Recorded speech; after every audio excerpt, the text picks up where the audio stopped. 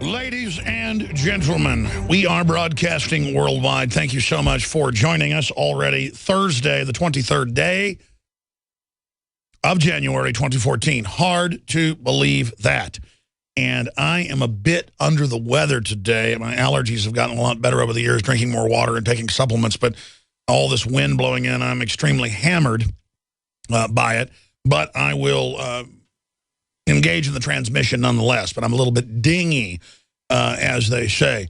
But when I remembered that I had Bob Barr on, in fact, I came into the office to go on the Howard Stern network this morning via ISDN line, and I was going to do a rebroadcast or have David Knight sit in, and then I remembered that we had former Congressman Bob Barr on with a lot of TSA, NSA, Obama dictatorship news and information. And when I also have a professor on who's breaking down the parallels of the First World War, the economic conditions and different power blocks involved. And, of course, it's not just this historian, but many other historians say that things are lining up for World War III and global depression and things like that. We're not trying to fearmonger here. I'm trying to get attention to this so that we can avert it, because I like stability and I like peace, and I don't like depressions and war. And you see Homeland Security gearing up for that like a chicken with its head cut off, running around in all directions. So her report was in the London Independent and other newspapers. Is it 1914 all over again? We are in danger of repeating the mistakes that started World War I, says a leading historian. And when you realize that British intelligence was involved in the assassination of the Archduke of the Austrian Empire, is it the Austrian-Hungarian Empire? Yeah, Franz Ferdinand. More of a rhetorical question. My mother, is a history major, and she always calls me when I butcher names and things. Whatever. The point is if you look at the Black Hand, a, quote, anarchist group, connections to British intelligence, shooting and hand grenading Archduke Franz Ferdinand of Austria, who died June 28, 1914, was the Archduke of Austria and Hungarian Royal Prince of Hungary and Bohemia. And from 1889 until his death, the heir presumed to the Austrian-Hungarian throne. His assassination in Sarajevo precipitated the Austrian-Hungarians' declaration of war against Serbia. This caused the Central Powers, including Germany and Austria-Hungary, and the allies of World War I, countries allied with Serbia and Serbia's allies, to declare war on each other, starting World War I. And the globalists are funding al-Qaeda to attack the Russians, trying to start World War III. It's just really, really a nice thing they're doing. I have to tell you. You guys print me that info just so I have it in front of me. Thank you. But that's the kind of happy stuff we're going to be discussing here today. You know what? Let's talk about Justin Bieber a little bit here. He looks like he's wearing a fully loaded diaper with the pants I've been seeing him wear the last few years. And he's always driving around in a new Ferrari or Lamborghini or whatever. And I'm obsessed with him, actually, quite frankly. A man wandering around disheveled, looking like he's been crapping his pants for 10 days, is just incredibly exciting to me. And so we're going to talk about why Justin Bieber doesn't change his diapers when we come back after this quick break. And then we're going to examine the contents of his diapers here today. And that's basically what the media coverage of it is. I'm not knocking the media covering. In fact, I think it's important, actually, to examine how the media spectacle works. On the verge of global collapse in World War III, we are focusing in on a spoiled brat, moron, twit, and the police giving him escorts to topless bars. This is so vital. This is so vital. And, of course, everything's rigged, and the prices are rigged so that you never get out of debt and stay an indentured servant forever. It's called feudalism, and in the modern context, it's called Agenda 21. There's so much to cover here up on Infowars.com and PrisonPlanet.com. Al-Qaeda, the best enemy money can buy, by Paul Joseph Watson. I had him do that boil down article because I was on the Howard Stern network today talking about the fact that the West is funding al-Qaeda. very exciting to be able to get that type of news out to an audience that generally would not be exposed to that info. And this information is so zeitgeist mainstream now that I was able to get it out, and very appreciative to be able to cover that on the Lieberman News Hour. So very, very important information there.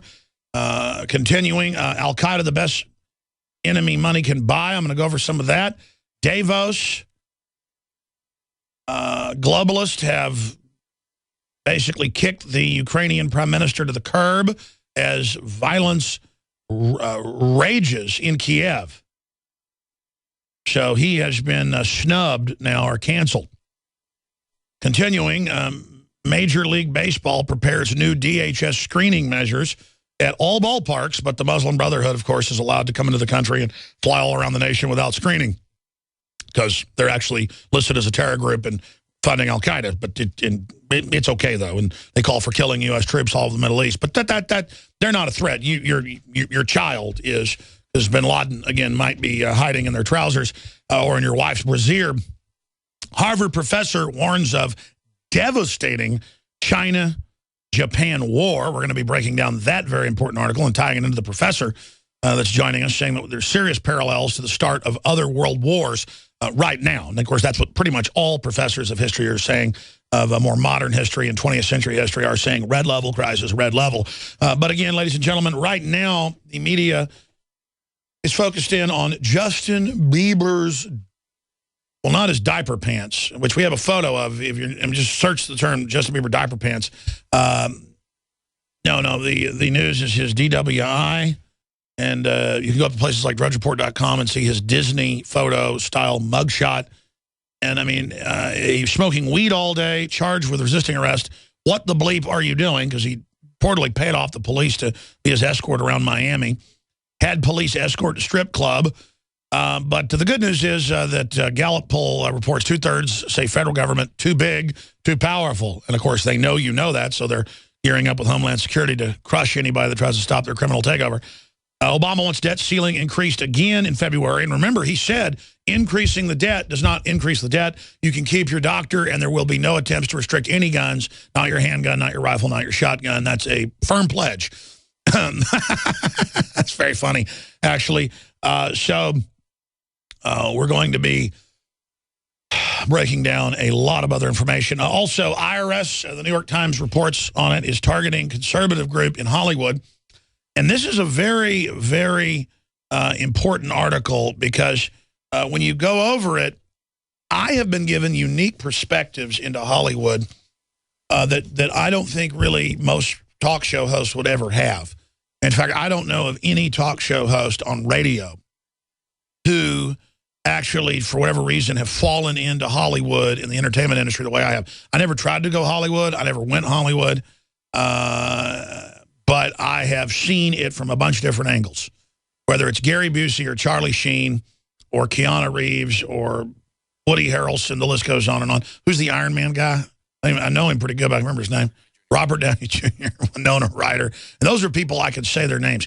Yeah, I woke up Bruce Willis, but he's not really on record about that. But people could ask him if you want sometime. The point is that you name it, they are listening to this show. They're not liberals. They're not conservatives. They are libertarian conspiracy theorists that question the official lie of the Matrix. Lawrence Fishburne. I mean, I could just keep going on and on. The people that I personally know or know people that know. But then you get people like Sean Penn. I mean, take Mike Judge. He's a listener. And I'm not bragging. It's just to show the influence of what you can do. And you never know how you're influencing people. He said some of this on air, but even more off air, because it is an incredible revelation that the King of the Hill characters, I'm a large part, a composite of. Part of me is in Dale Gribble and in Hank Hill, because he formulated King of the Hill watching Access Television and watching my show and other shows. Nobody knows really who he is, but he's a local libertarian talk show host. Jeff Davis. Jeff Davis is probably more King of the Hill than me. I mean, literally. No one knows who Jeff Davis is. I'm just telling you right now, that's where this comes from. And again, I'm telling you, you don't think you have power going and doing an Access TV show? You don't think you don't have power doing a local radio show? You don't think you're not affecting change? I was on the air in 95, 96, 97, and Mike Judge, who already had Beavis and Butthead and all these other hit movies and TV shows, was watching, and literally out of that culture and other composites, you got King of the Hill. And there's all the inside baseball on that as well. Every show he's ever had becomes basically a #1 hit. And obviously, I'm not going to say, you read these articles about pressure in Hollywood against libertarians or conservatives or people that are outside the, quote, socialist, communist, Democratic Party line. That's what's in this New York Times article, is that there's basically a secret 1,500-member right-wing libertarian group. They're really libertarians.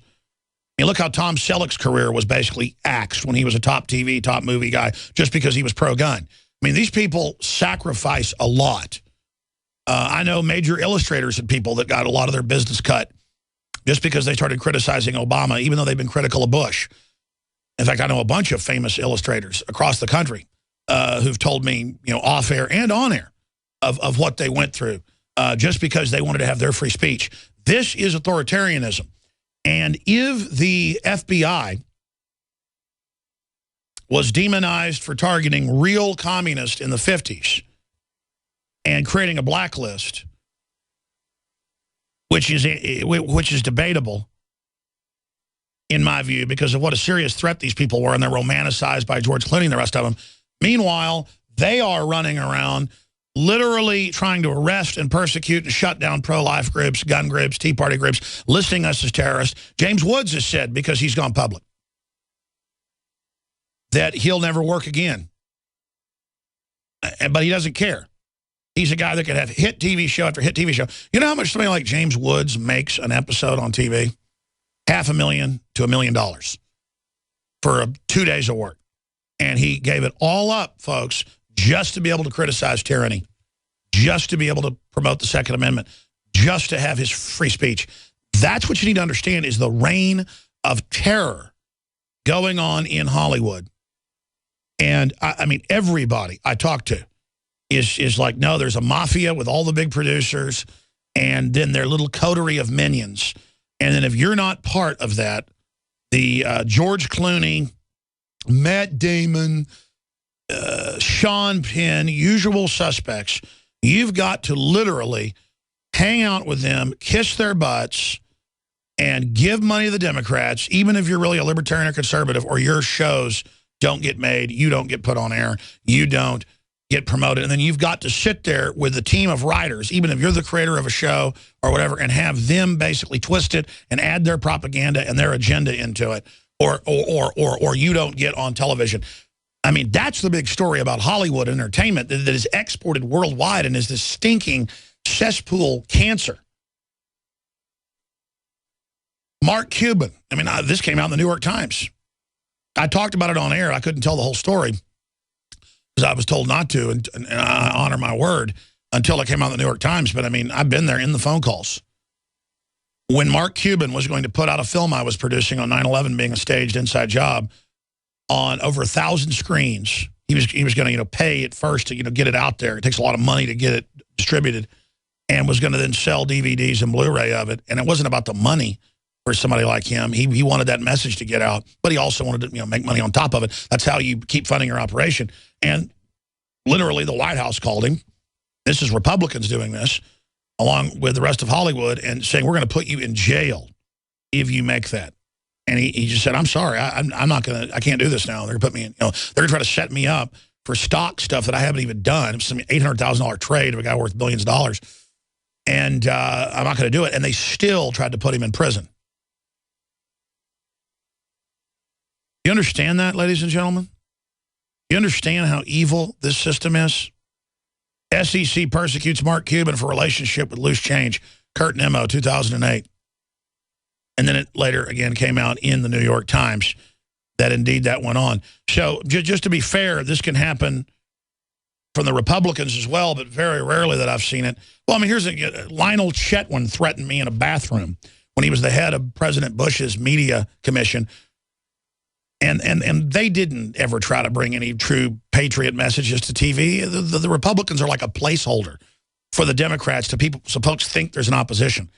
But just in the, just to be fair and bring up other subjects, it shows it's not just the Democrats, though they're about 90% of it. Chetwin came up and said, we're going to get you. We're going to take you out. And luckily, one of the assistants walked in to get us when I was going on this TV show with him and heard it. Because he had his lawyers threaten me. And I said, let's go to court, buddy. I got witnesses. Let's go. You came in there and did that. But, I mean, I'm just telling you, folks, that's how the real world works, okay?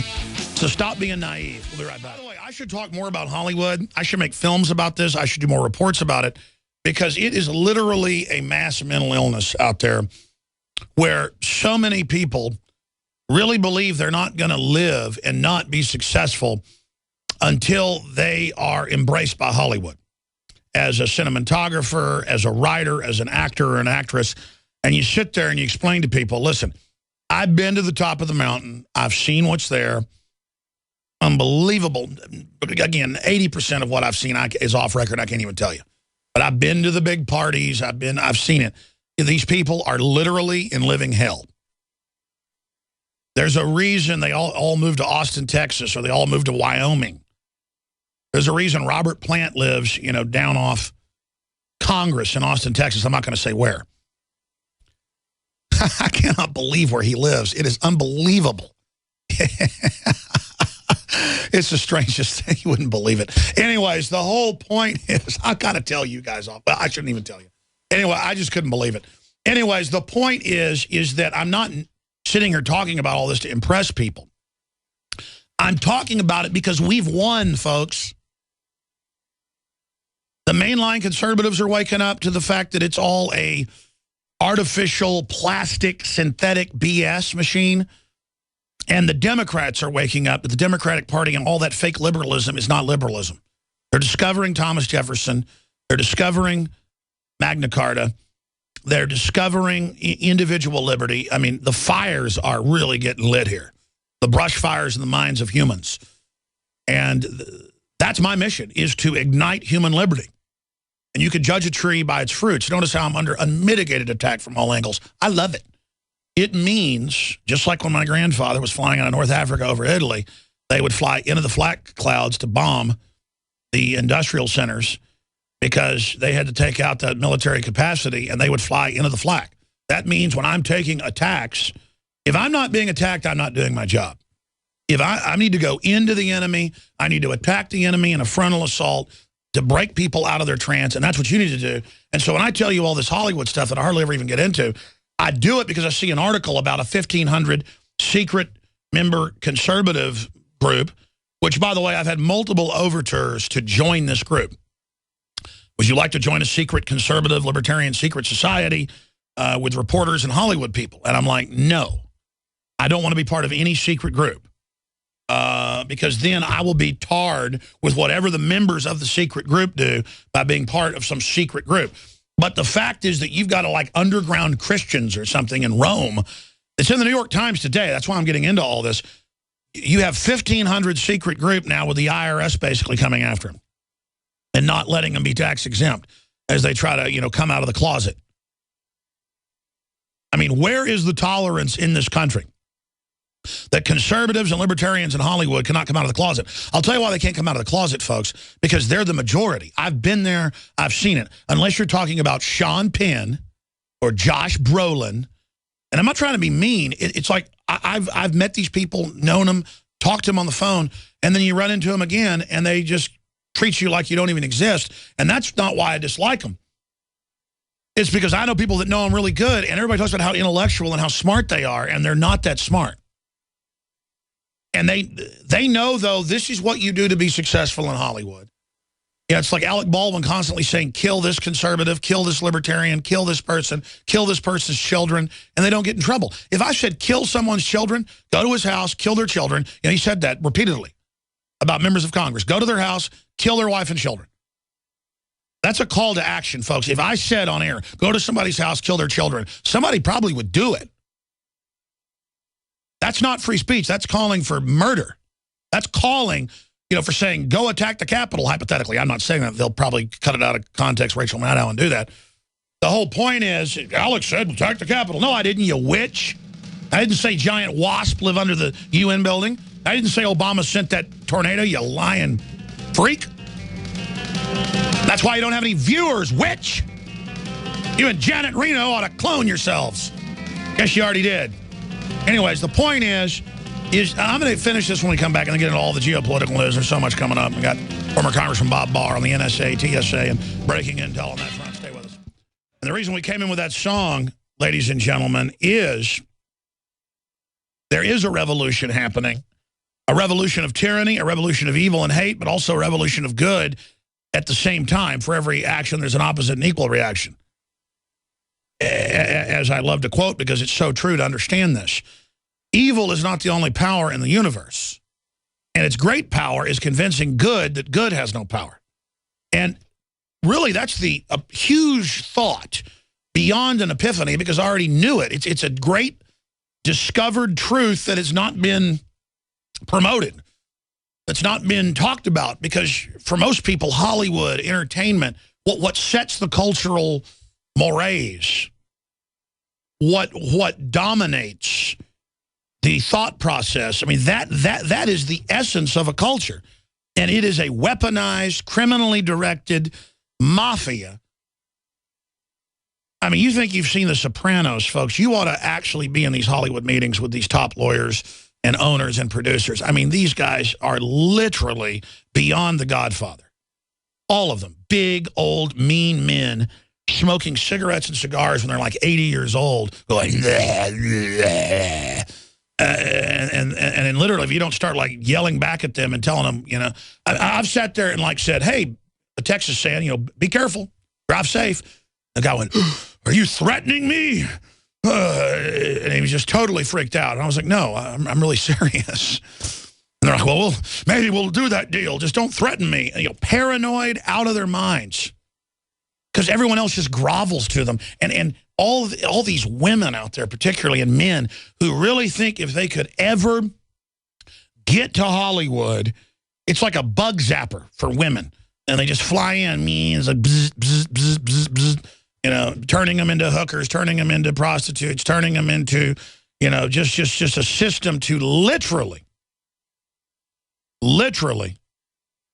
suck this country dry and then export that evil worldwide.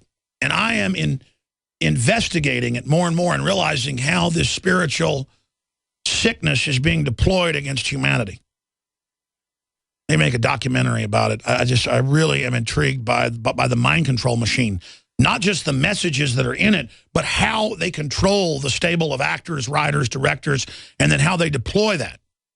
And then how weak it is once you're aware of it and what a fraud it is. And then you see George Clooney for what he is. Not a liberal, but a person selling Obamacare and open borders and disarming the American people when he has bodyguards. Consciously knowing that they're part of a criminal authoritarian takeover and are propaganda officers who willingly embrace it. It's one thing for a lot of the Hollywood stars to just keep their mouth shut or quietly try to do things for liberty. I mean, take Billy Corrigan.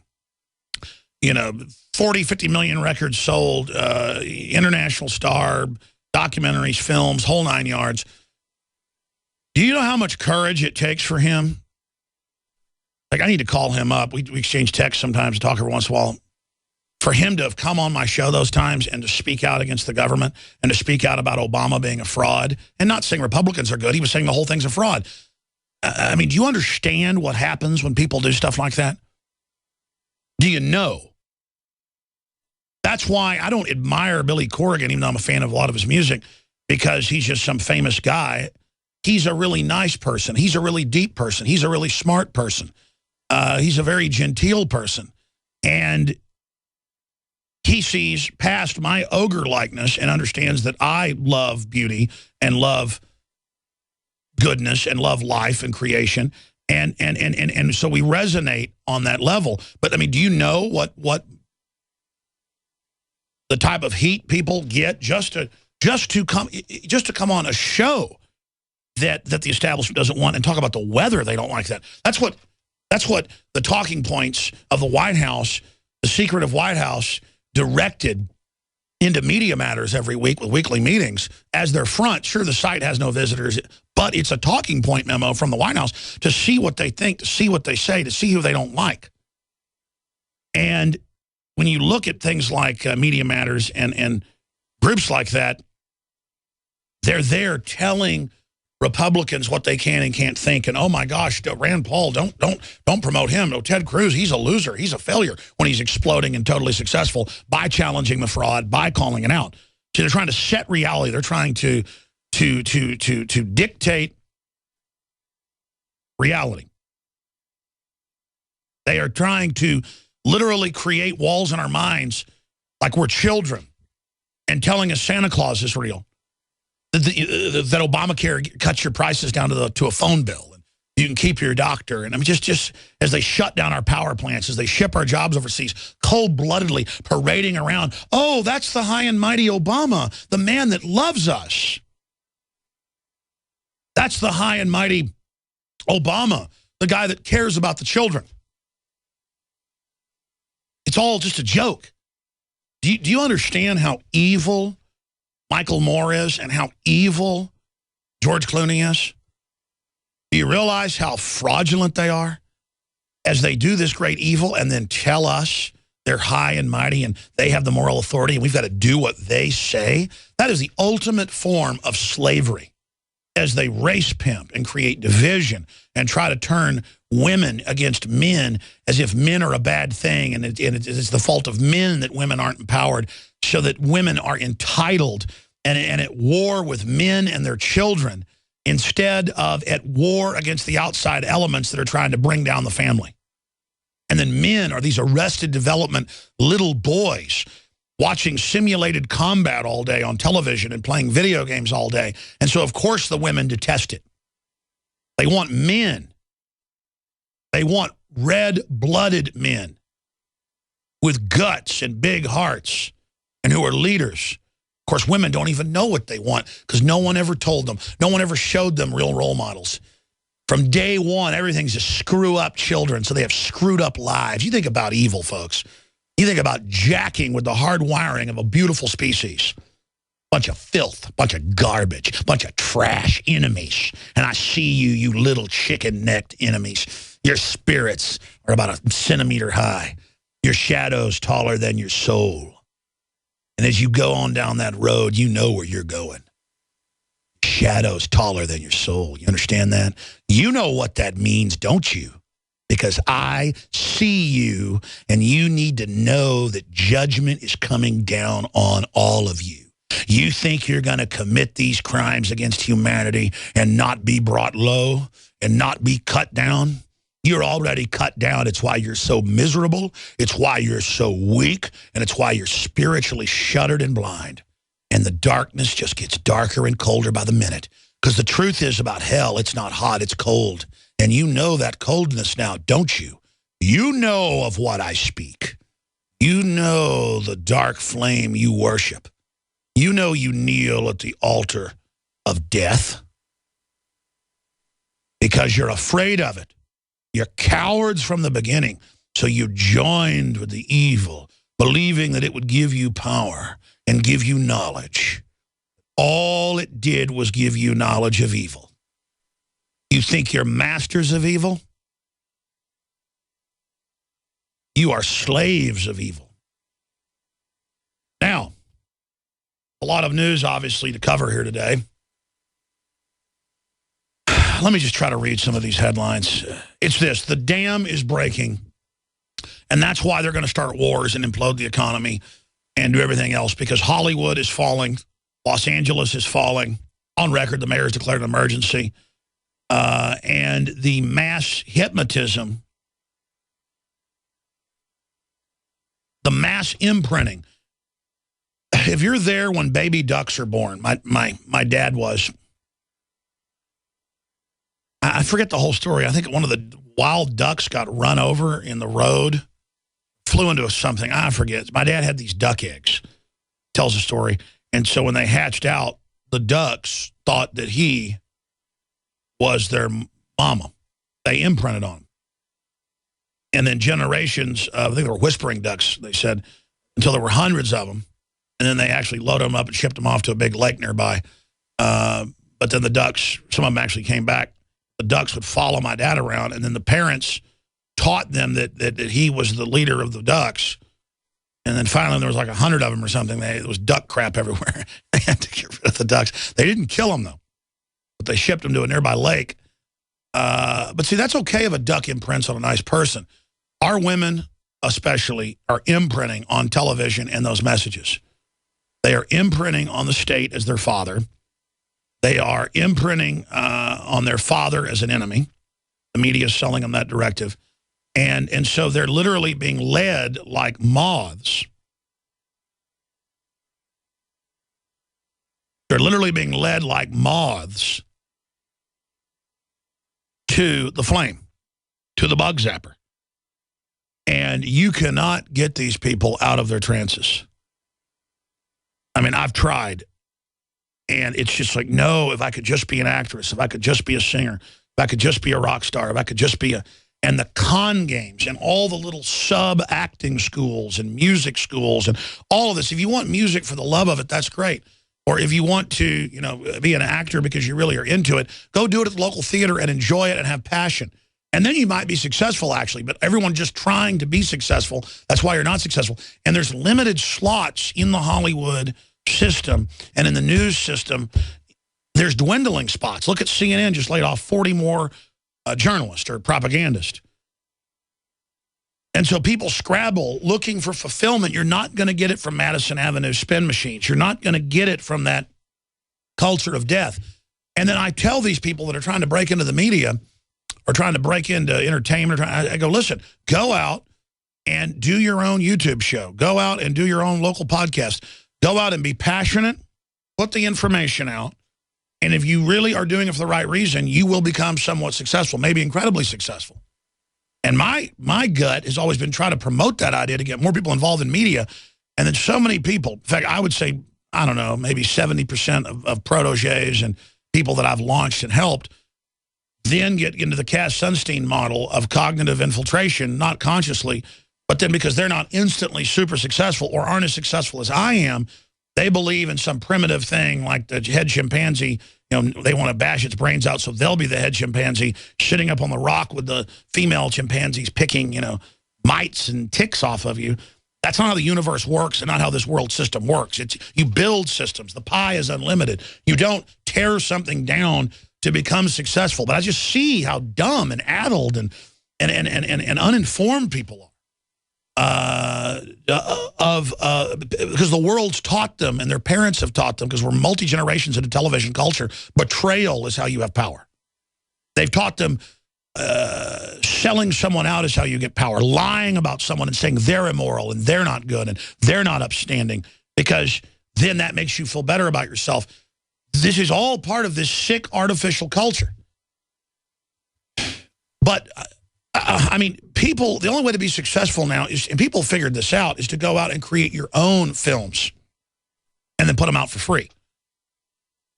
If you build it, they will come. But see, someone won't really do that who just has a compulsion, like an imprinting, that they need to be a movie star. They need to be a rock star. They need to be a hip-hop star. They need to. And then they just sit there and work into a system that's designed to cheat them, even if they have talent, and designed to destroy them. And it's 1 in a million they would ever have success. And even having the success, there's no success in it because it's a fraudulent, evil, dark system. In the gathering darkness, even if you want to be a good person, almost anything you do now will get twisted to evil. You will certainly not be able to do good in a massive system like that. You can only do good in a system like that, hijacking it, getting into it to sabotage it. And if you actually fight the system, that's the quickest way to be introduced into it, because they want to co-opt you. But again, the fools out there don't even know that. They think selling out to it is the way to be empowered. And so it is mass mental illness. People don't dream of being a father or a mother or a great farmer or a great painter because they love painting now. It's because they're going to have value. They're going to be somebody. They're going to be successful. They're going to be fulfilled. They're looking for something when all you got to do is look into your heart and look up at the stars and look into a river and look into the trees and look at a little bird outside your window. And its fulfillment is right there. And then if you're fulfilled, people will recognize that, and then you will gain power. But see, once you're fulfilled, you won't even want the power anymore. But you will then get the power. The power to be a good father. The power to be a good mother. And none of us are perfect, and none of us have all the answers. I'm just simply trying to explain to you that the establishment is not going to help you and does not want to help you. The system is evil and wants to sabotage you and hurt you, because if you're a free, empowered, healthy person, you won't conform to the system they're creating. Fundamentally, the system will not empower you. Fundamentally, the system will destroy you. Fundamentally, it's designed to. And I don't mean to just get up here and preach today, but I tend to, when I'm real tired, to, just kind of go off into these tangents. But we got several big guests coming up. Former Congressman Bob Barr on the NSA, TSA, latest on Obama becoming a unitary executive. That's a fancy term for dictator. And where all of that is going. And a board declares NSA data sweep illegal. Well, of course, and says it has no basis in law. No, tyranny doesn't have a basis in law. It has a basis in force and fraud. So that's coming up as well. But the news here is, in America, conservatives and libertarians have to be in a secret society in Hollywood, or they'll be hunted down and bankrupted. But we're this close to the Hollywood system falling and a true renaissance of American culture. And if we do that, we win. Ladies and gentlemen, we are back live. Thank you for joining us. I love playing that at least once a week, because that really is just a snapshot of the off-the-chart tyranny we're dealing with in this society. We do have a professor coming on to deal with the parallels that are taking place and going on in the world to other world wars that have started. And there's not an analyst out there that doesn't say we're on the verge of catastrophe. And my goal in bringing that up is to try to not have it repeat history again. But there are parasitic globalists that will use these calamities to bring in total control. And they do this every time they're about to lose control. And the British Empire helped start World War I and World War II. And I'm not saying Hitler was good, obviously. I'm stating history that if you study it, they helped create the climate, even helped fund the Nazis early on. The King of England didn't advocate over a woman he wanted to marry. He was a Nazi. And Heil Hitler, you can look it up, and it was actually in Germany when World War II started, had to flee out of Spain back to England. I mean, that's what it's all about. And British intelligence started all of it. All of it. And the same model is about to start World War III right now. We'll be right back. Stay with us. Professor Margaret McMillan is going to be joining us, breaking down the parallels to World War I, the start of World War I that we're seeing geopolitically. I see a lot more parallels than that. And we've got other professors looking at the geopolitical developments. Harvard professor warns of devastating China-Japan war. We're going to tie that in. Also, a Russian study says U.S. could easily defeat Beijing in nuclear conflict. But, we'd lose 50 million people. Not saying we wouldn't get our hair messed up. Quote, George C. Scott playing one of the generals in Dr. Strangelove.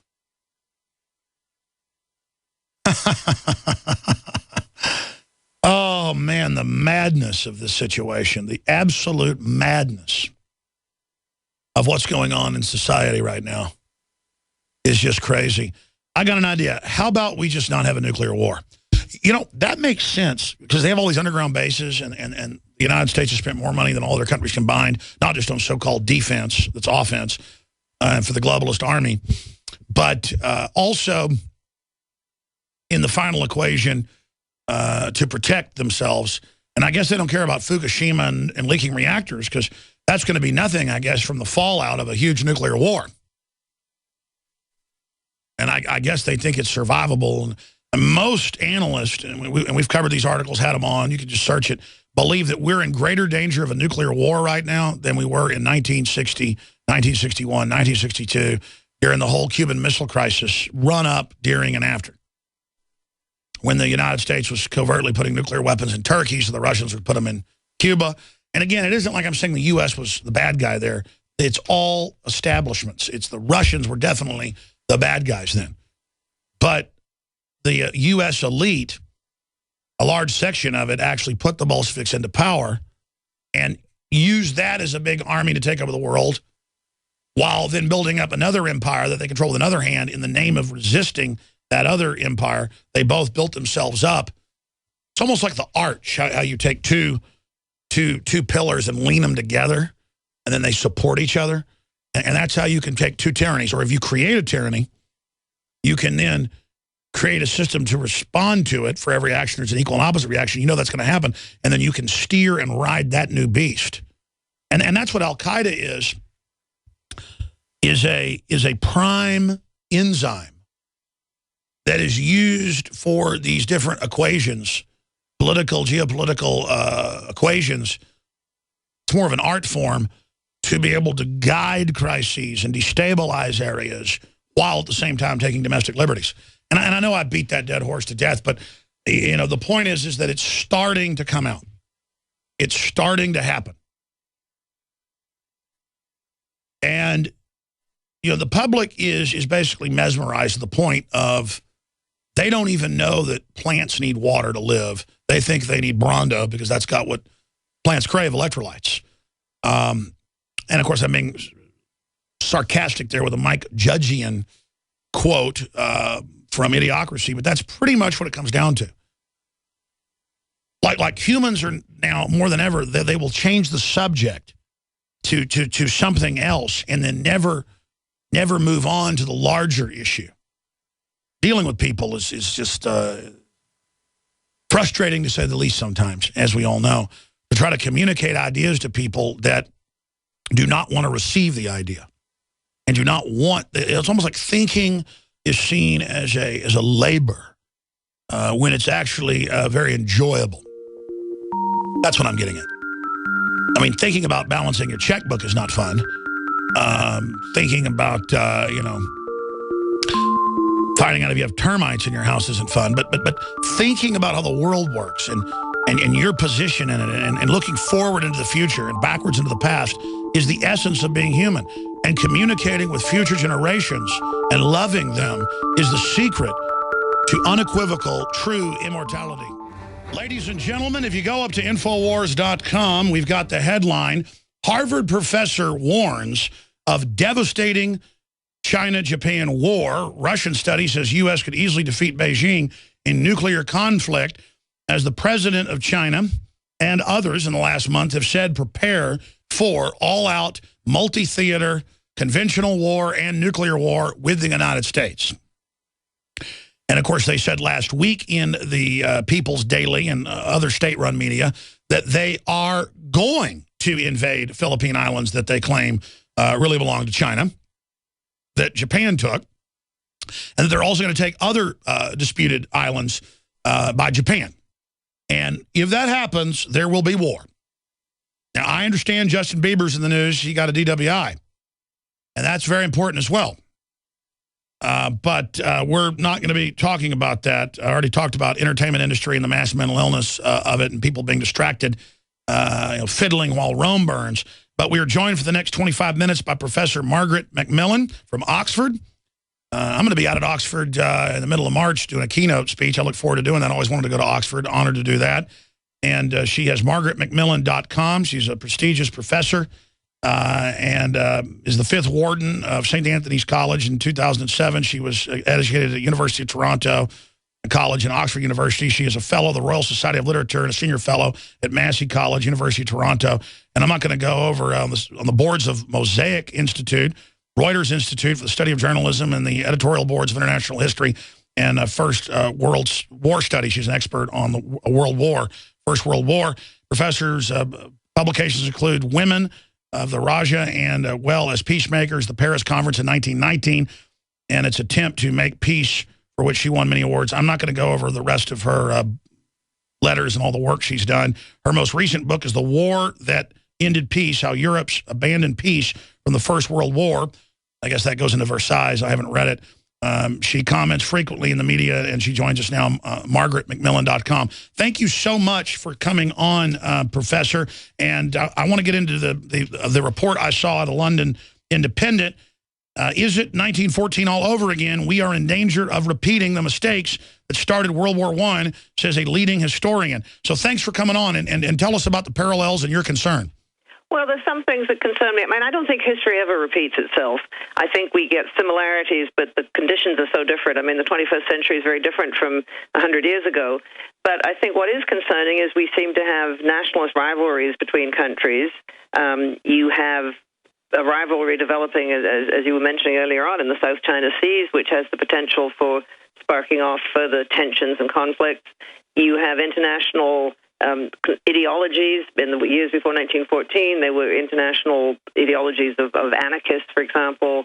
Today you have international ideologies of religious ideologies or ultra-religious ideologies. So I think we live in a slightly turbulent time. We have globalization. Both ages are very globalized, and I think you have people worried about the impact of globalization, perhaps turning to their homes and feeling rather defensive. So I think that there are similarities. I mean, I don't think we're bound to end up in the same way they did in 1914, but you always have to be careful. I forget the exact quote, but basically history doesn't repeat, but it kind of rhymes. Who was it said that? Mark Twain. Mark Twain. And humans act the same, even though we have almost godlike weapons and technology now. Would be godlike, to the ancients, Professor. But if you look at global crises, currency devaluations, armies lining up on borders, groups not compromising. Really, I see the West driving conflict, and I'm obviously not a fan of what Russia and China do. I'm an American, and I'm a Westerner. But at the same time, I really see the West as filling the shoes of the villain in many respects compared to our position in the past. What's your take on that? Well, I think human nature doesn't really change that much. I mean, I think we like to think we're a lot more sophisticated than the caveman. I'm not sure we are. I mean, I think we're still driven, at least in part, by emotions and fears. And I think what's really dangerous is when people lack, or nations lack, the ability to see things from the other person's point of view. And so what nations do to defend themselves and what we do to defend ourselves as individuals, we may think we're just being defensive, we're just looking out for ourselves, but that may really look like aggression from the other side. And I think that's when it gets dangerous, when you fail to understand what the other person might be thinking. And I think what's also dangerous, and you see it with individuals and you see it with nations again, is when their pride gets involved and when their prestige gets involved. I mean, I think an analogy is the members of gangs, who are, to me, rather like knights in the Middle Ages. They'd rather die than be dishonored. And so I think this is a perennial strain in human nature. Now, we've got a more sensible side, and I think we've got a more reasonable side, and we've got a side where we do reach out, we do try and understand each other. So, I never like to think that history is going to repeat itself, but I think we should be warned, we should be careful about being too complacent. History doesn't repeat, it does rhyme, and I think that is true as Mark Twain said it. I mean, here's the issue. You look at the moral authority of the United States, or England, or many European countries. Look at France in the just disheveled nature that it's going into from what I've been seeing and traveling and witnessing. And I see a cyclical, and of course there's cycles within cycles, and I'd like you to speak to that, Professor, because you're an expert on that.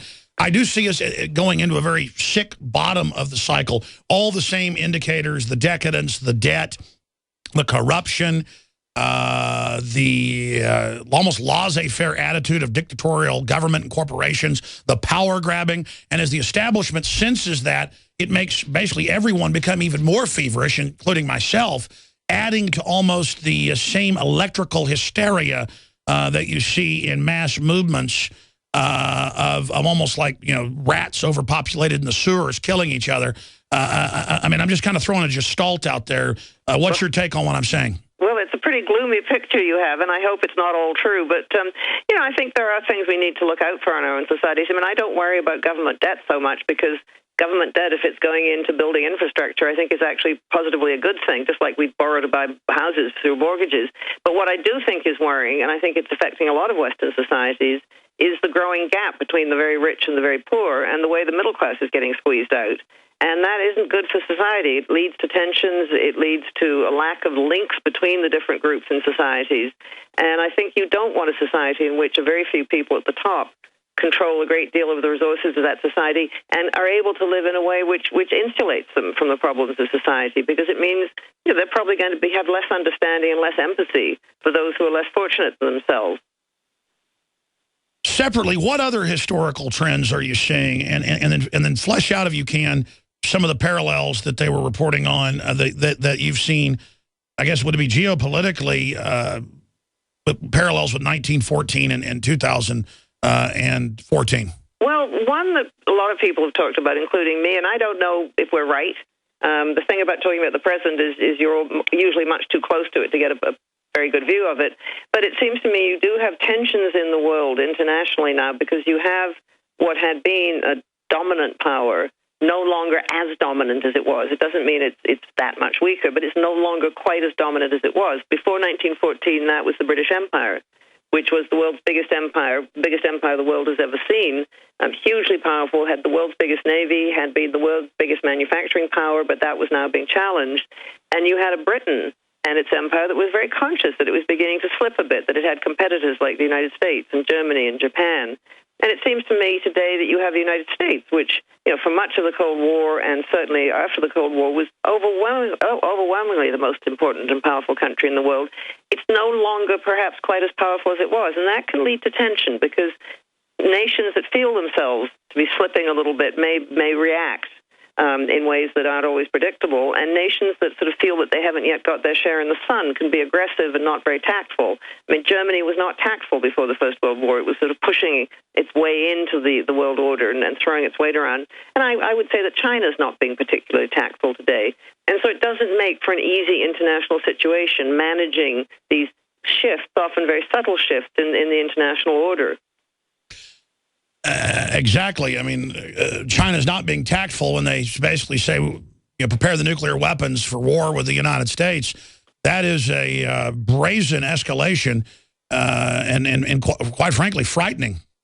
Well, it seems to me very foolish of the Chinese, because, some of the rhetoric is coming. I mean, I don't think Chinese foreign policy is necessarily guided by a single sort of central agency, because you'll get the party saying one thing, you'll get the military saying another thing. You now have a Chinese public opinion, which is beginning to play a role. But it does seem to me that the Chinese are very silly, in my view, to talk in a particularly belligerent way, because they haven't yet got the capacity to back up those belligerent statements. And what they will do, as so often happens, is they may well create a coalition against them. I mean, they're not doing a lot to get on with their neighbors at the moment. And, they need those neighbors. I mean, they may disapprove of a lot of what the Japanese do, but in the end, the Chinese, I think, are better off living in a world in which they get on with their neighbors rather than having all those neighbors furious at them. Well, sure, and as you know, there's the enmity because of the Japanese invasion of China and a million dead or whatever the number is. And so I know I've seen the numbers that the Chinese, on average, I think would like a war with Japan when it's not even the same people that did this to them 70 years ago. And so I see that as obviously where the big war could kick off. Well, I think it's a danger, but I mean, I think the Chinese leadership, and let's hope they have the sense to see this, would not gain by a war with Japan. I mean, both countries would suffer horribly, because one thing, as you mentioned earlier, that has changed since 100 years ago is that the weapons are an awful lot more powerful, and the capacity to do real damage is that much greater. So, you would end up with a war, if you had one, in which really neither side would win. And in fact, that's what happened in the First World War. I mean, if you look at the end of the First World War, I mean, even the winning side had spent down their resources, lost men. Professor, we got to go to break. We have one more short segment with you. I want to ask you what you think is most important to talk about when we come back. The problem is all these other countries have the same types of elites in them, from my research, and so it just keeps, historically, and I don't have a degree in history, but I do love reading history books, and it just, to me, as a lay person that likes history, man, I see so many parallels just everywhere. And most analysts, Pentagon colonels, generals we have on, retired, current, the think tanks, the British think tanks, the British Ministry of Defense, the Pentagon, they're all saying the same things that I'm basically saying. I'm not trying to put a bleak view on it. I want us to look at how it could be bleak if we don't do something. Let me ask you that, Professor, in the 6 minutes we've got left, other topics that you'd like to put forward. What's front and center in your mind, because you are a very intelligent person who's tracked a lot of trends. But I mean, what's your comment on what I just said? And then what's the essence of what you think people should know out there, that if we don't know history, then we tend to repeat the same human mistakes? Well, I mean, you do paint a pretty bleak picture, and I'm not sure I disagree with you completely. I think history is not going to teach us very clear lessons about the future. It's not going to say, do this and all will be okay. But what history can do is give you a greater understanding of what can go wrong. I think it can give you a greater understanding of other people. I mean, if you don't understand the history of other people, you're not going to understand a lot about them. And it also gives you a greater understanding of yourself. I mean, I think we tend to deceive ourselves and think, we've always been nice guys or whatever. And I think we need to look at our histories in the round. So what I think history can do, and other things do it as well, like sociology and psychology, they help you to understand human beings better, help us to understand ourselves better. And I think history can offer at least warnings. It's like seeing a sign on a road that, be careful, this bridge is slippery, in winter. And what history can do is say, look, if you invade someone else's country, you're likely to run into trouble if they don't want you there. I mean, this may seem a very simple lesson. Or what history can say is, if you don't try and understand the perspective of the other person, you're probably going to behave in ways that frighten them, alienate them, make them want to do stupid things. So I think history can help us to understand how to act in a complicated world. But I think we have got to rely on ourselves to think intelligently about the world. We can't rely on anyone providing us with lessons. We've got to keep alert. We've got to keep thinking. We can't just relax and say, well, our leaders know best. I mean, I think we've all got to take a responsibility as citizens for trying to understand the world we live in. Looking at the different areas of the world that are in increased conflict and tension, what are the big hot spots for you, Professor? Well, the hot spots, I mean, I think East Asia is a potential hot spot. I think the Middle East remains a hot spot because areas of the world where you have local divisions and rivalries are troublesome for the people who live there in themselves, but they also, if they are geographically in the wrong places, run the risk of drawing outside powers in. And so what makes East Asia, the South China Sea, potentially perilous, and what makes the Middle East potentially perilous is not just the local conflicts there, but the potential they have to draw in other great powers.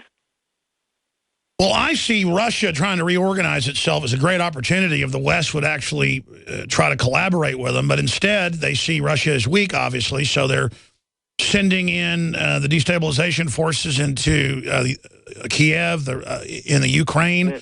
And obviously, I don't want the Ukraine to join back with Russia again, but they don't want to be part of the collapsing EU. Yeah. And so then the CIA's there trying to destabilize it. I mean, they're on record doing that. And, of course, the Russians are getting angry. It just seems like a real lost opportunity by the... Sorry. I think generally in the West we've mishandled Russia since the end of the Cold War. I mean, Russia is an old country, very strong sense of itself. Russians are proud people. And when they lost the Cold War, which they clearly did, we treated them with contempt. We treated them like, people who didn't know what they were doing. And I think you have a great sense of resentment in Russia. And I think you see that in Putin's behavior today. He's trying to reassert Russia on the world stage and show that Russia can't be pushed around. And I think we lost an opportunity there. And I think we're now going to have to deal with a much more aggressive Russia. I don't think aggressive militarily, but it's going to be asserting itself a lot more on the world stage. It's already asserting itself in the Middle East, in the Caucasus, in Ukraine, in Belarus. And I think we're going to see a Russia that's more prepared to sort of really play a part in the world. It's unbelievable, and it's because the weapons manufacturers want to continue selling weapons until they basically kill us all, and it's just a real crisis. Well, I hope sometime you'll come back on with us and talk about Russia, and people can find out more about your great books and more at margaretmacmillan.com. Thank you so much, Professor. Well, thank you. It was a pleasure talking to you. Pleasure talking to you. Really neat lady. I'm going to read some of her books. All right, folks, we're going to come back, give the phone number out, take your calls ahead of Bob Barr coming on. I want to talk about so much. Well, I'm going to come back and give the number out, but I'm going to really try to go to your calls. Stay with us. I'm Alex Jones, Infowars.com. In a river of infinity flowing forward and backwards, and the average person is obsessed, because the media tells us to be, with Justin Bieber's diaper pants. Justin Bieber's diaper pants. The secret of the universe is the contents of the diaper pants. And the question, to be or not to be, whether it is nobler. Will you guys print me that? Thanks. It's Macbeth. Whether it is nobler to suffer the slings and arrows of outrageous fortune. I was thinking about my grandfather again this morning and how interesting he was and how much I wish I could talk to him. My mom's dad, my other grandfather was great too. And what a dreamer he was. Like, he was the type of guy that when my mother was like 6 or 7 and her brother was 11, going from memory, took them to an academic talk in a stadium seating classroom, a lecture hall, not a main UT speech, but an actual rocket science meeting with all these scientists. And he pulled strings to get my mother, and she was, I think, 6 or 7, in a little dress, and my uncle to sit there and listen to a 2-hour dissertation on the future of space exploration by Werner von Braun, the Nazi, the founder of NASA.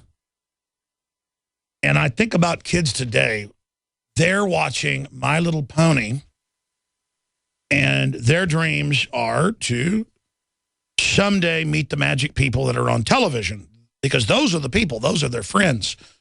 They don't have real friends. They have friends on Friends. They have friends on Cheers. They have imaginary friends. And of course they don't think they've ever made it or are going to be anybody, because they can't obtain unobtainium. They cannot obtain this magical elixir that is flowing out of the open wound, stinking, scrofulous wound of the New World Order.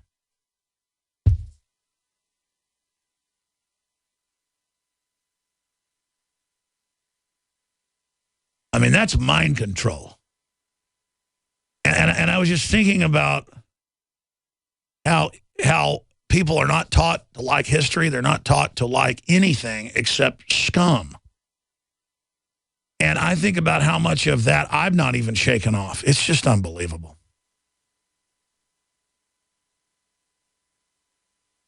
It really is unbelievable. I don't know what's going to happen to us, folks. I just know that the road we're going down is bad. I want off the road. We've got to get off this road together. If we want out of this, we're going to have to work together. And I know that's a very simple statement, but I mean, what do we do? That's the question. We've been taught to infight. We've been taught to be mentally ill. We've been taught to be screwed up from birth. And you're now seeing it get worse. And the next download of disinfo coming in, and the next phase of human destruction.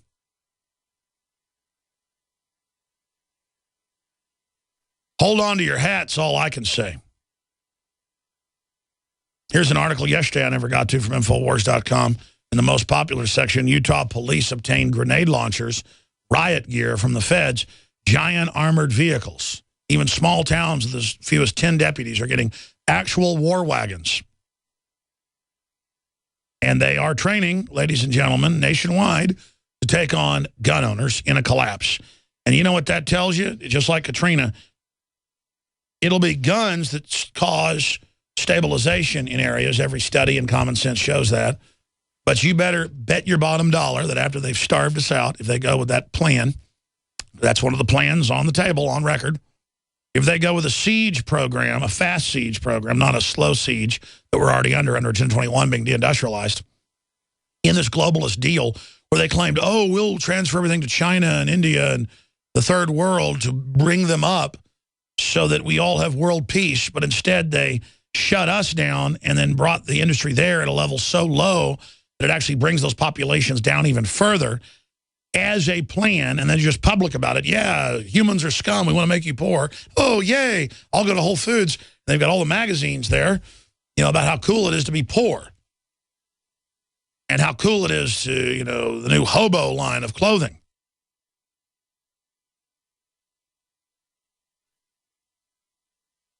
And it's a diseased system. It's diseased brains have come up with this stuff. Because you look at it and the dark logic of it, it is a permutation of failure.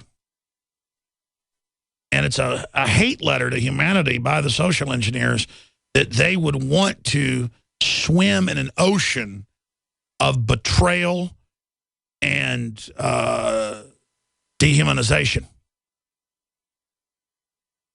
That's all I can really say on that front. Toll-free number to join us is 800-259-9231. And all I ask is, because when I direct folks on the topic, we get great callers. When I say it's an open line, free-for-all, it's a disaster.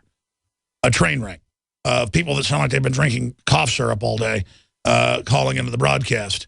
And I guess that's the nature of freedom, that if it's just wide open and people don't tend to appreciate it, but then if people have to fight for freedom, they then do appreciate it. You get an age of virtue instead of an age of what we're seeing now. The toll-free number to join us, we'll see if today's different on any topic you wish. Any questions or comments you have is 800-259-9231, 800-259-9231. And we will get you up and on the air here on this Thursday edition. And I think I'm going to twist his arm tomorrow. My cousin, Buckley Hammond, my my late uncle's son, good friend of mine, he's down here visiting, visiting family.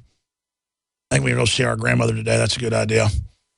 You know, I've not seen my grandmother since my uncle died, her son died, and I have not gone over there because I do not want to see the pain in her eyes. And it's another form of cowardice. But I'm going to get over there today or tomorrow. Quite frankly, I just got so much work to do. It's just always more work, always more to do. And it's, you can hear I'm very tired today. I was not going to do the show today, as I told you, because I was up way too late and have bad allergies today. But I'm here. But if I kind of just go off reservation here, that's why. 800-259-9231. Here, let's just do this. Let me just read you some of the headlines here. You know, let me do this while the calls are coming in. Let me read you about the Pied Piper of Hamelin. Is that how you pronounce that? And, of course, do you know the story of the Pied Piper? Because that's what Hollywood is. And that's what Al-Qaeda is. The rats are Al-Qaeda. And then you call in the Pied Piper because he can get rid of the rats for you. But the next time he comes and plays his flute, your children all leave with him, your whole future and everything you got. And look at our culture. Our children are run by the state and the media. And we are not even human anymore. We've lost our individualism. We have been overwritten. And Al-Qaeda is the rats. And the Pied Piper is the global corporatists that run them. And, again, we come and hire him to get the rats out. But, of course, we give up our children, the most precious thing in the world to us that we'd give our lives for. But, you know, the town doesn't even want to say that's wrong because they were complicit in it. And so, you know, it's the right thing to do to let him have all our children, isn't it? The TSA and the NSA and the torture and all this bull, folks. All of it's a lie. And we all know that. So why do we take part in it? You know, we need to throw the Pied Piper in the river. You know, a guy running for the legislature in Florida said that Obama's a traitor and should be hung. The Secret Service came out to him. And I don't think Obama should be hung because he's not the guy to be hung here. He is a front man. But I think the system should be hung. We should throw the system in the river collectively. Florida GOP candidate Buck's party calls for withdrawal after deplorable Obama comment. Well, I mean, it's not deplorable.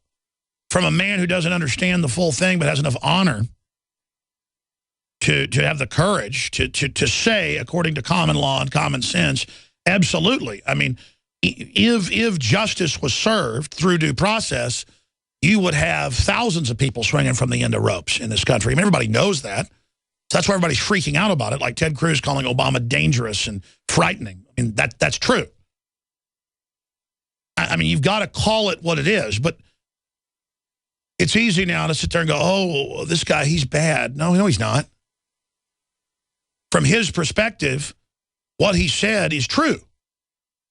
But you can't You can't. You have to bring Obama down politically. And then these guys have the nuclear weapons. You think if we try to actually arrest all these people, you know what they're going to do? They're going to set off nukes and say the Russians did it or the Patriots did it or working with Al-Qaeda. I mean, let me tell you something. You've got to have an awakening to these criminals to stop them. You've got to know their system and their game and not participate in the rigged poker game with cards up their sleeves. I mean, they don't even hide the cards. They got like 8 decks of cards. You're playing. Let me get the ace of spades to beat you. I got 5 of them here. I mean, I got 3 royal flushes here. I mean, it's a game. Don't sit down at the table. It's a bad. Don't go to the casino, folks, unless you know you're going to blow money and you think that's fun. You're not going to go get rich there. It's a Pied Piper. Now, continuing, the Pied Piper, German, Rattenfänger von Hamelin, the rat catcher of Hamelin, is the subject of a legend concerning the departure or death of a great number of children from the town of Hamelin, Lower Saxony, Germany, in the Middle Ages. The earliest references describe a piper dressed in a multicolored clothing, leading the children away from the town never to return. In the 16th century, the story was expanded into a full narrative in which the piper is a rat catcher hired by the town to lure rats away with his magic pipe. When the citizenry refuses to pay for the service, he retaliates by turning his power that he put into his instrument on the children, leading them away as he had the rats. This vision of the story and this version spread as folklore. This version has also appeared in the writings of, amongst others, John Wolfgang von Goethe. Am I pronouncing that right? Goethe. And the Brothers Grimm and Robert Browning. Robert Browning. Didn't he write Roland the Dark Tower Came? See, I've come to my Dark Tower. I realize that. I have, in 2013 and now in 2014, I have come to the Dark Tower. I am now in the Dark Tower. Think about that. Child Roland, the Dark Tower came. Child Roland, the Dark Tower came. His word was still, Fi, Toth, and Fum. I smell the blood of a British man. King Lear. Act 3, Scene 3. That was the inspiration. Hey, print me that poem. And what was the other one I wanted earlier? What was the other one? I was just the Shakespeare Hamlet part about when they dig up the skull of his teacher.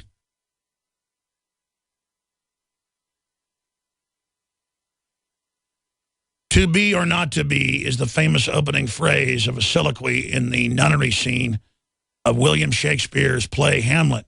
In the speech, a despondent or feigning Prince Hamlet contemplates death and suicide. He bemoans the pains and unfairness of life, but acknowledges the alternative might still be worse. The speech functions within the play to explain Hamlet's hesitation to directly and immediately revenge his father's murder, discovered in Act 1, on his uncle, stepfather, and new king, Claudius, and his minister. Ere eavesdropping, his speech dashes hopes that Hamlet was suffering from neglected love, and it goes on from there. All right, I'll shut up and go to your phone calls. Let's go ahead and talk to Kevin in Georgia. You're on the air. Go ahead. Hey, Alex. Hey, buddy. Talking to you from FEMA Region 4. Oh, isn't that great to be under a FEMA region? They're good people, though. I mean, the government's good. It's good people. Well, it's cold here. Yeah, global warming. It's really killing a lot of people. Are freezing to death. Yes. Didn't pay Al Gore enough money, buddy. That's right. Well, I told him the check was in the mail. Good. Well, he'll fix it then. There you go. A couple of weeks ago, I heard you talking to a lady about she lost her kids to CPA. CPS? CPS, CPS, whatever you want to. And I was wondering if I could get that phone number, because my friend, he lost his kids to the same people, and he's been in jail for 8 months now without a trial, because they took his kids. The judge wouldn't let him even talk to him, to say goodbye, and he got sort of upset and started yelling at the judge. And oh yeah, that's how it works. Normal behavior, then they put you in the system. Exactly. That's why you've got to be completely calm and cunning with this enemy. And yeah, well, he hadn't seen his kids in a year, and then he went for another hearing, and then they wouldn't even let him. He just wanted to talk to him. Well, that's criminal right there. I mean, listen, the Pied Piper got the kids. When you say you want that number, there's different groups that the homeschool, defense groups. There's a lot of different associations that fight because homeschoolers are somewhat organized. But what number are you talking about? You told the lady to hold on. I can give you a telephone number of a lawyer that could probably help you, because the lawyer that he has is useless. You know, I was saying go dig up the homeschool legal defense groups and try to give her that information. I don't have that in front of me. I don't have a Rolodex, but it's just you can do research on groups that fight the CPS, and every authoritarian regime kidnaps children. And so many men out there never do become men. That's a very sad thing. And that is the main goal of the enemy, is that you never develop.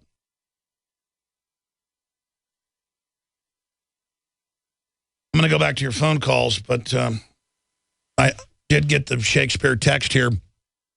You guys also print me, is it Mark Antony's speech in William Shakespeare's Julius Caesar? Just type in Mark Antony's speech in Julius Caesar's,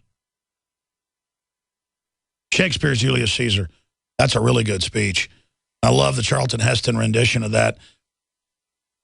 Here's the modern version text. To be or not to be, that is the question. Whether it is nobler in the mind to suffer the slings and arrows of outrageous fortune, or to take up arms against a sea of troubles, and by opposing end them, to die, to sleep no more, and by a sleep to say we end the heartache and the 1,000 natural shocks that flesh is heir to.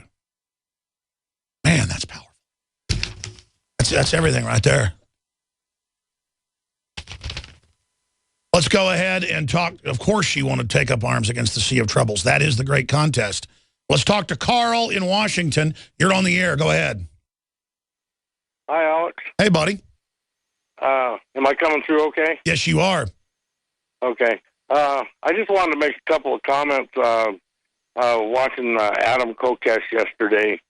And he was speaking about going to the happy place and inside and all of this. And I don't know, it reminded me, I'm a Vietnam veteran. It reminded me of the flower power in the 60s. And I just don't agree with that thought. I understand self-control.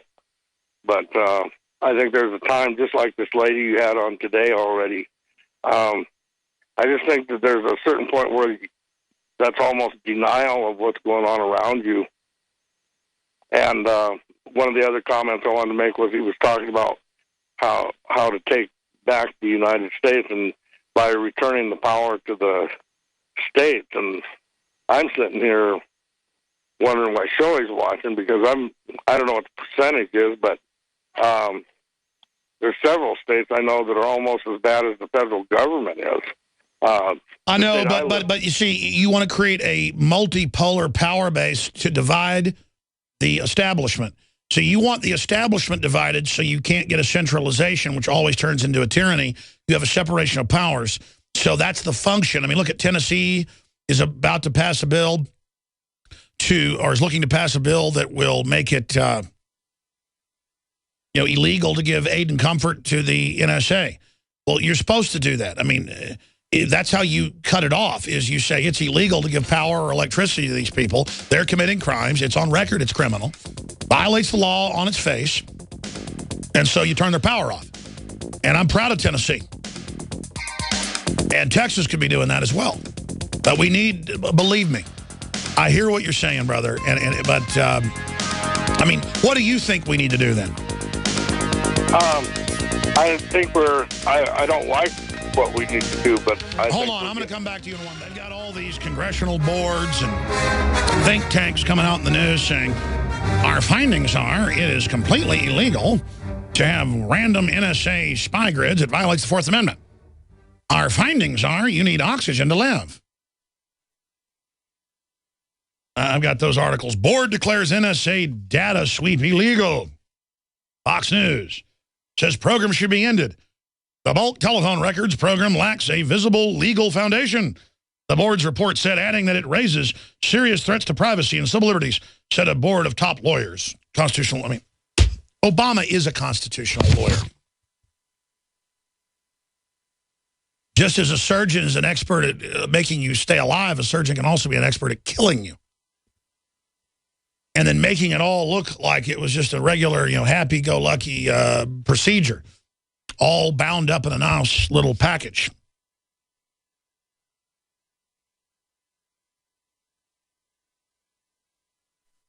We are broadcasting worldwide, ladies and gentlemen. Thank you so much for joining us. I'm going to go right back to your phone calls.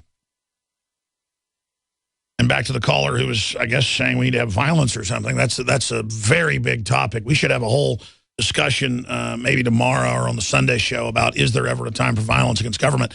Declaration of Independence says it's not a right, it's a duty.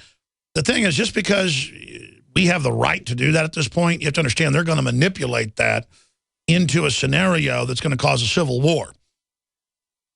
And things may get so bad that we have no other choice because the other alternatives are so horrible. It's like the French Resistance. We've already been overrun and captured. And if we politically wake up and just withdraw consent and don't collaborate, the enemy will fade like phantoms at dawn, as Thomas Jefferson said. Tyranny will leave like phantoms at dawn. But these mists will not leave until we bring the light of liberty back. And it's real simple. And we have to be those lights in the world so people can see what's going on. Everybody knows we're going into very serious darkness here. And we need to reverse that as quickly as possible. We're just stating the obvious here, like a ghost dance, trying to resurrect basic checks and balances that have been eroded for a long time.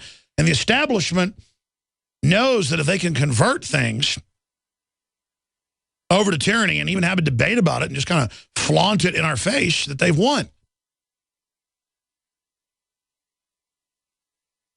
And it's really that simple, where Obama and the government's just parading around, doing whatever they want, having debates about it, and then just going on about their business. So we're going to go to Jay and Greg and James and Felix after Bob Barr leaves us coming up about 25 minutes. If you folks want to hold, I will get to you, because I want to hear from Felix. It says FEMA inspections for homes, and another caller says FEMA Region 3 issues. James and Jay wants to talk about surveillance cameras. Greg wants to talk about armored vehicles in Utah. He's a KYAH 540 AM listener. We're going to get to everybody.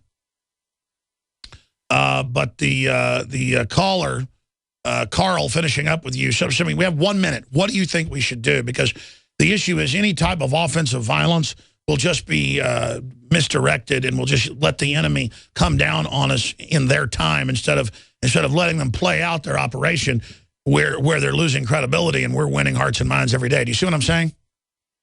Yeah, I do. I do understand that, and I'm of the same mind. I'm just, I grew up a little bit like I've heard you talk about, and there's certain people that mindset-wise, the only way that they get it is when you knock them on their butt. And I think some of these psychopaths or sociopaths, whatever you call them, I don't think that they're willingly going to leave. No, I hear you. Listen. The Secretary of State, John Kerry, and people like him should go to prison or more for openly arming al-Qaeda with surface-to-air missiles and blowing up churches. I mean, they've aided and abetted it. Mass murder. and he's got Liberty Guard trying to restrict and bar what the TSA has been up to and all those outrages. We see that picking up steam in Congress right now to make them not bark orders and grab people's genitals and all the rest of it. So there is an awakening going on. And he's also been writing for Town Hall, dealing with the NSA. Of course, he was in the CIA as well.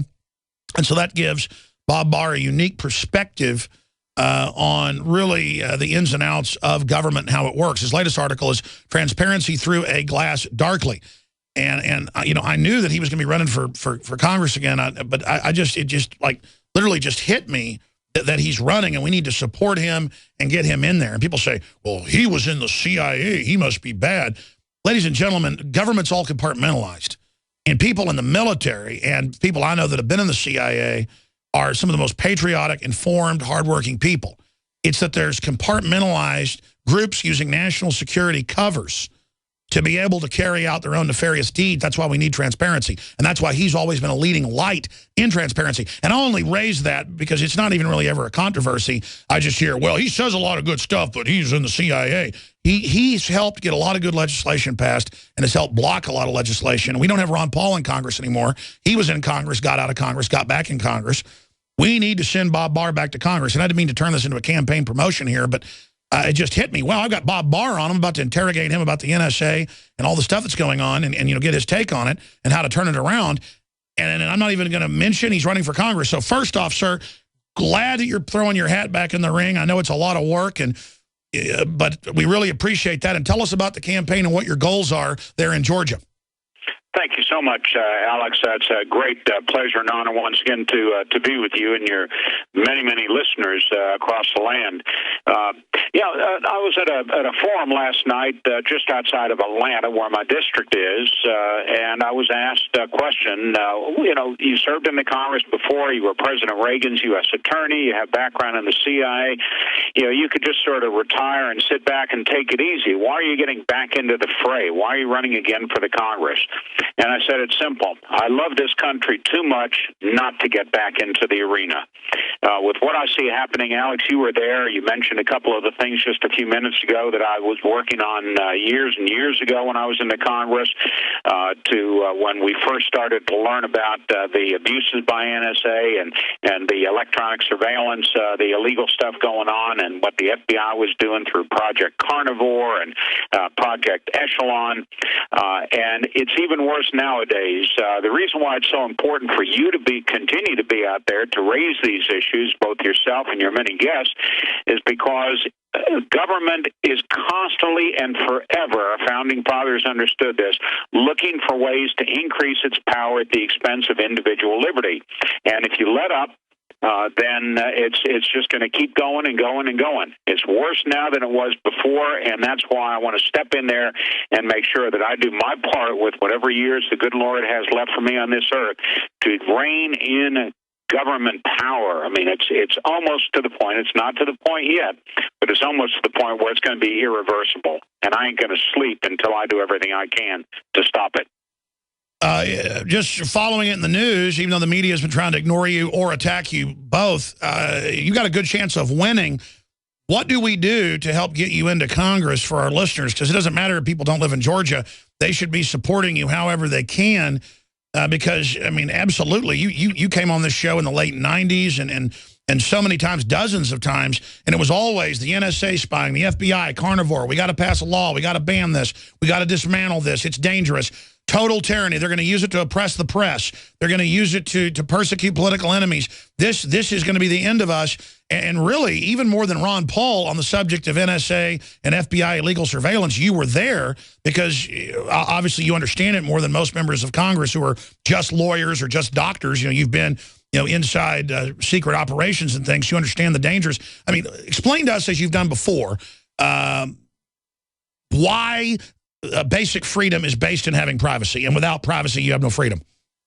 Well, very, very good point, and it's fundamentally important. And to take one of your simpler points first, the fact of the matter is, we need people up there fighting for individual liberty and fighting against these encroachments by government power, who have been there, who know what what government is doing. I mean, I learned as an official with the CIA, just on the one hand, how important it is that we have a foreign intelligence agency like the CIA, but how equally important it is to make sure that it is kept within bounds, because it is so easy to have that power abused when it is secret.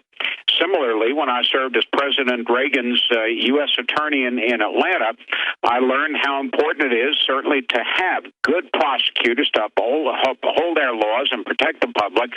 But being on the inside, excuse me, I also know just how powerful these agencies are and how easily those powers can be abused. So I really am in a unique position in many ways to tackle these problems. With regard to the privacy issue, basically what you were doing just a moment ago, Alex, in discussing how important it is to retain the right to privacy is quoting or paraphrasing Ayn Rand. As you and I have discussed previously, as Ayn Rand said in The Fountainhead toward the end of that great novel on individual freedom and individual power standing up to the government, privacy is essential to civilization.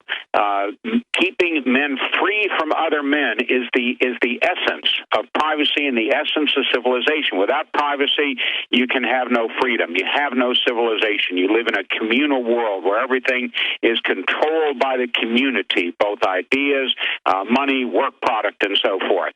So maintaining the right to privacy, as codified, for example, in the Fourth Amendment to our Constitution, that the government cannot invade your privacy by searching your personal records, belongings, things, and homes, is essential to freedom. It's essential to liberty. Our founding fathers understood that. They understood it long before Ayn Rand wrote about it 150 years later in the 1940s. And what has been happening since the days when I worked at the CIA back in the 1970s, where we had a very clear demarcation line, very clearly demarcated between domestic and international affairs. That line has been blurred to the point where in the minds of the NSA and these folks up there like Clapper and the Brennan and the others up there, it no longer exists. They think that as long as they say we're doing something in the name of national security, as long as we're fighting terrorism, then we can do whatever we want, wherever we want, to whoever we want. And that is a philosophy, that is a recipe for tyranny.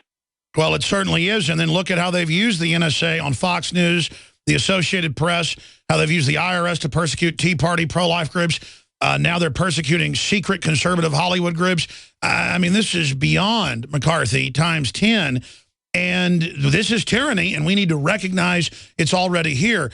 It was Senator Ted Cruz that said that Obama is frightening, that he's terrifying, that he's dangerous. And the media tried to demonize him, but that only backfired on him because the public understands the unitary executive that's been degenerating for a while. I'm not saying Obama's going to stay in office, but they're turning the executive with the bureaucracy and the interests that run it into a 2.0 modern synthetic oligarchy or dictatorship. Those that control the presidency like a control panel, a dictatorial control panel, and then the president's kind of a window hanging there. I mean, do you agree with that analogy? And at what point are we historically? Because, even Jonathan Turley said, we're coming to the point, other folks have said in Congress, that the only option would be armed rebellion, which obviously we don't want, and the system's set up for that, and it would cause a civil war. So what do you do then, and what point have we reached, Congressman? What we do is, first of all, at least within my bailiwick, running for Congress, we need to get people into Congress and demand that our folks in the Congress stand up for what Congress is supposed to stand up for. Congress is not a rubber stamp for a president, despite what Harry Reid might think or what Nancy Pelosi might believe. Congress has to stand up to the president, regardless of the political party of the president, because they are protecting, they are in the vanguards, one of the protectors of our fundamental liberty. And part of what Congress has an absolute responsibility to do, and they time and time again in modern years have failed to do this, and that is to stand up to presidents who basically slap Congress around, say, I'm not going to do what the law says. I'm going to sign an executive order and do what I want. I'm not going to do what you, the Congress, have directed by lawfully passed legislation.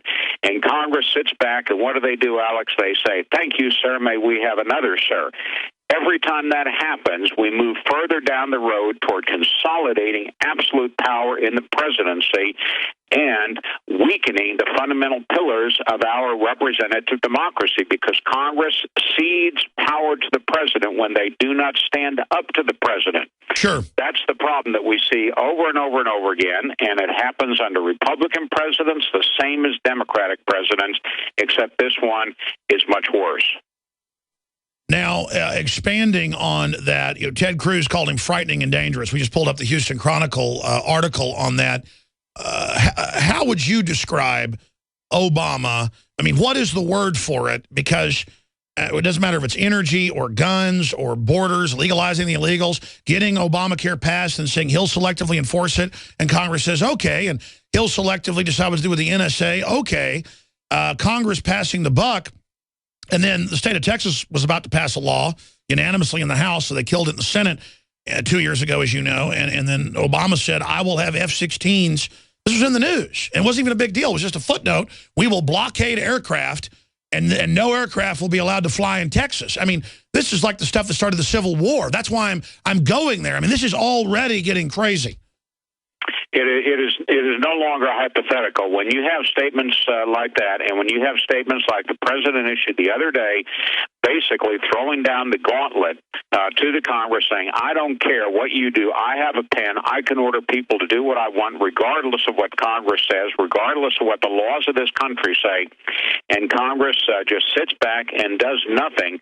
We, the people, have to rise up and demand that they do something. Get these guys out of office that are in there who just sit back sort of, and sleepwalk through their terms in the Congress. We need people that will fight, and I'm not saying I'm the only one. There are some other good folks up there and some good candidates around the country. But whether you're talking about immigration law, whether you're talking about national security in Benghazi, whether you're talking about the fundamental right to privacy and allowing NSA to violate the Constitution and the laws of this land, we need people up there that understand these issues and have the backbone, as I've proven I did when I stood up to Bill Clinton and led the impeachment of that scoundrel a generation ago. We need these people in the Congress, and that's why I'm running.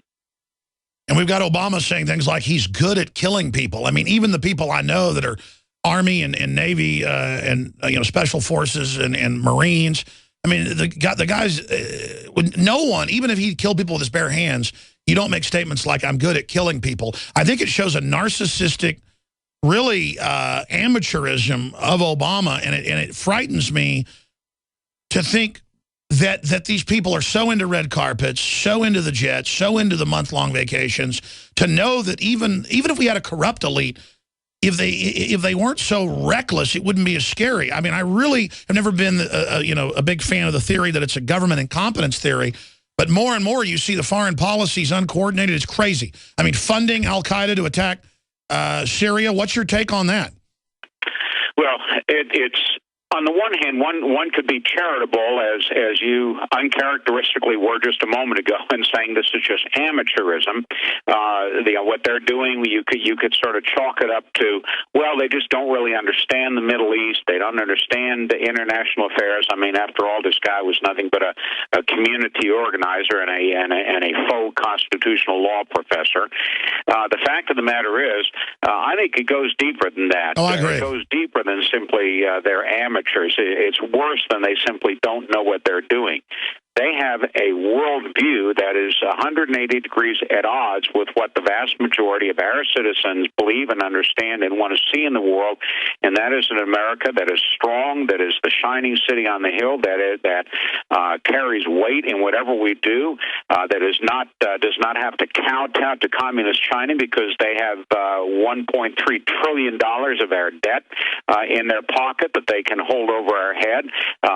That's the sort of thing that costs us dearly, even in non-economic terms as well, because it reduces the flexibility and the options that are available to the United States of America in dealing with these foreign problems and crises. As long as we remain a major debtor nation, we will not carry the weight in the world that Ronald Reagan did. Well, that's right. And just to qualify what I was saying so it's clear, obviously they're consciously Cloward and Piven, domesticate the public, centralize the power, give favors to insiders, pick winners and losers. We know the big city mafia Democratic Party disease that's the worst out there. The Republican disease of the neocons is bad, but I mean, there's nothing worse than this group who, they're not even socialists like they claim. They're just gangsters. I'm saying there's an amateurism that I see coming through in the recklessness of what they're doing. Sure, they have a method to the madness. I'm just seeing the playboy nature of it, and I'm trying to quantify what I'm saying. There's just something very creepy about a bunch of gangsters up there running the American empire, and very frightening. It is frightening because they can not only waste the great legacy that we have in this country, but the very continued existence of us as a major nation is at stake. I mean, it could not, Alex, be more serious. And here again, that's why it's so important for you to continue to be out there bringing this message. Why, to follow up on a point you made earlier, why it's so important for citizens and voters all across this land, whatever state they live in, whatever congressional district they're in, to support my candidacy, because just like there are members of Congress and candidates from other parts of the country that I support, I need the support of Americans from all over the country to go to barrcongress.com to help us out, because the votes that I take, the positions that I take, will help Americans all across this great land.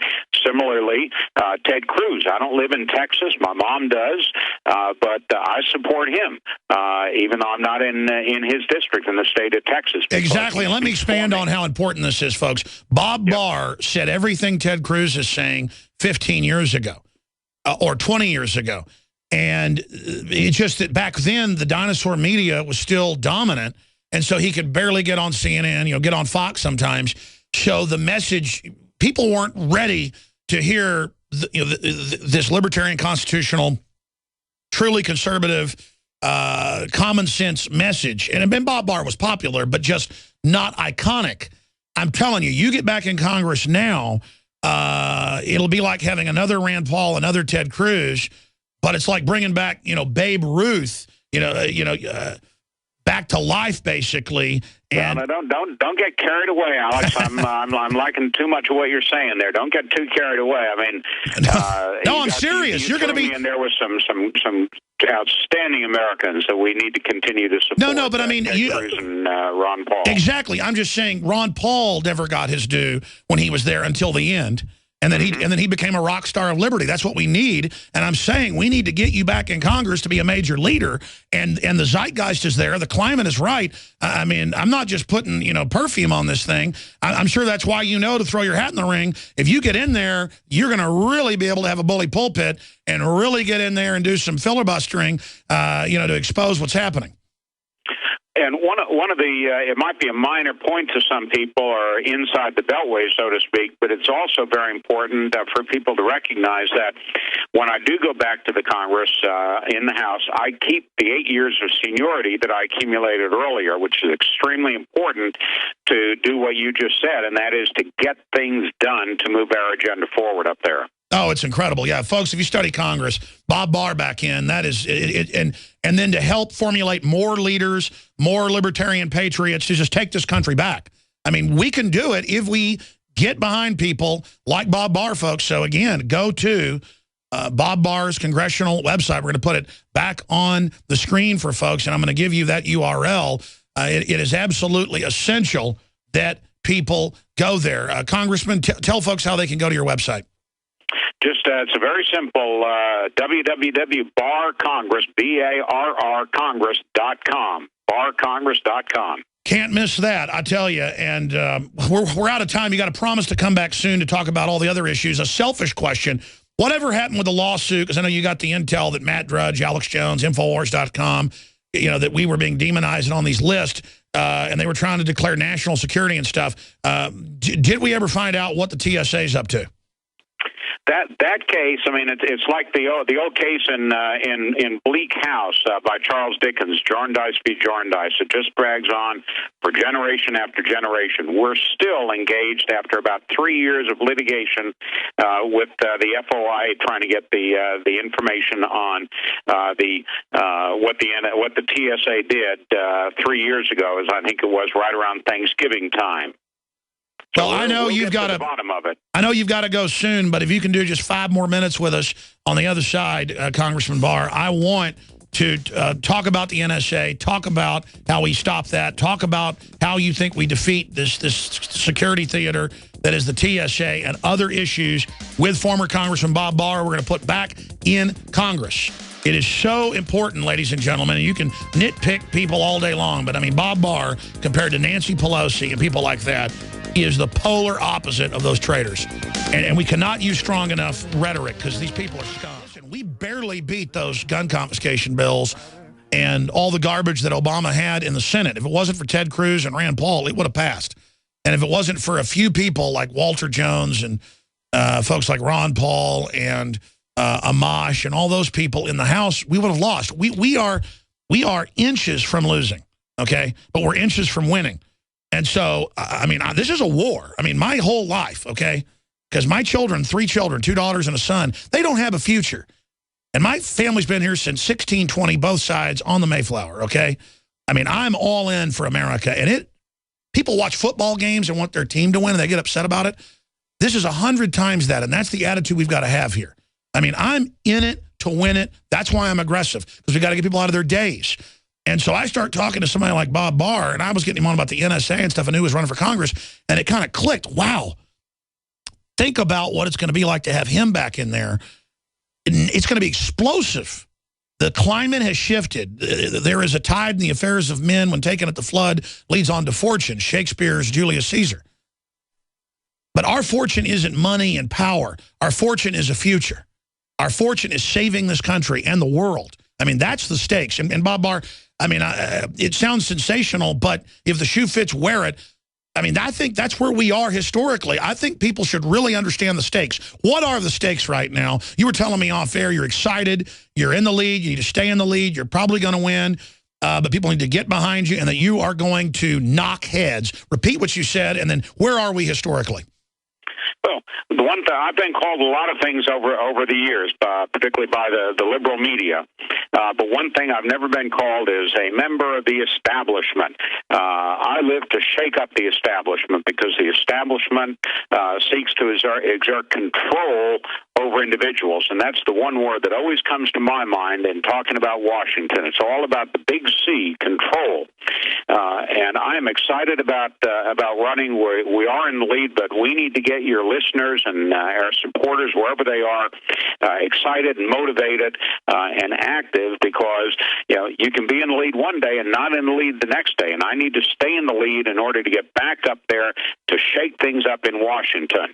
I don't want to say it'll be fun to shake things up in Washington, but Alex, it will be, to get back up there. I mean, I remember 16 years ago to the day I was on the floor of the Senate arguing to remove President Clinton from office.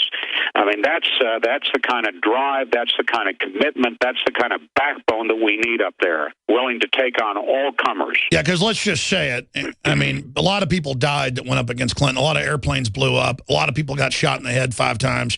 And it does take backbone to try to impeach somebody when you're going up against gangsters like this. And we've got to get rid of the Clinton mafia. And I think what you're hinting at is if we put you back into Congress, you are going to start investigating, bringing charges of impeachment up in the House. Alex, I was with some folks just recently, and pulled out of a file in my office the House resolution, that I introduced on November 5th of 1997. That was the very first official inquiry of impeachment filed against Bill Clinton. And that was mine. And at the time, I think I had 18 co-sponsors, was all, in November of 1997.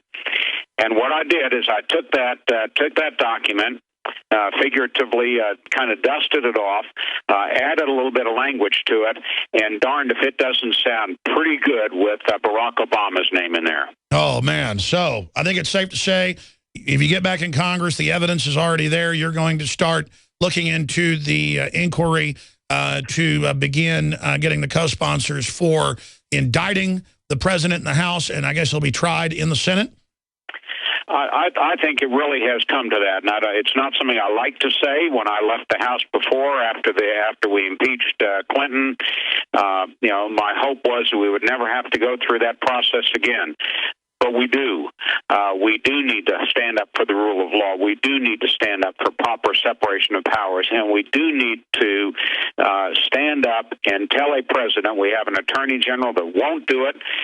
We need people in the Congress who will stand up and say, Mr. President, you are not above the law. You cannot ignore the law. You cannot simply violate the law, violate the Constitution, because from a policy standpoint, you deem it appropriate to do so.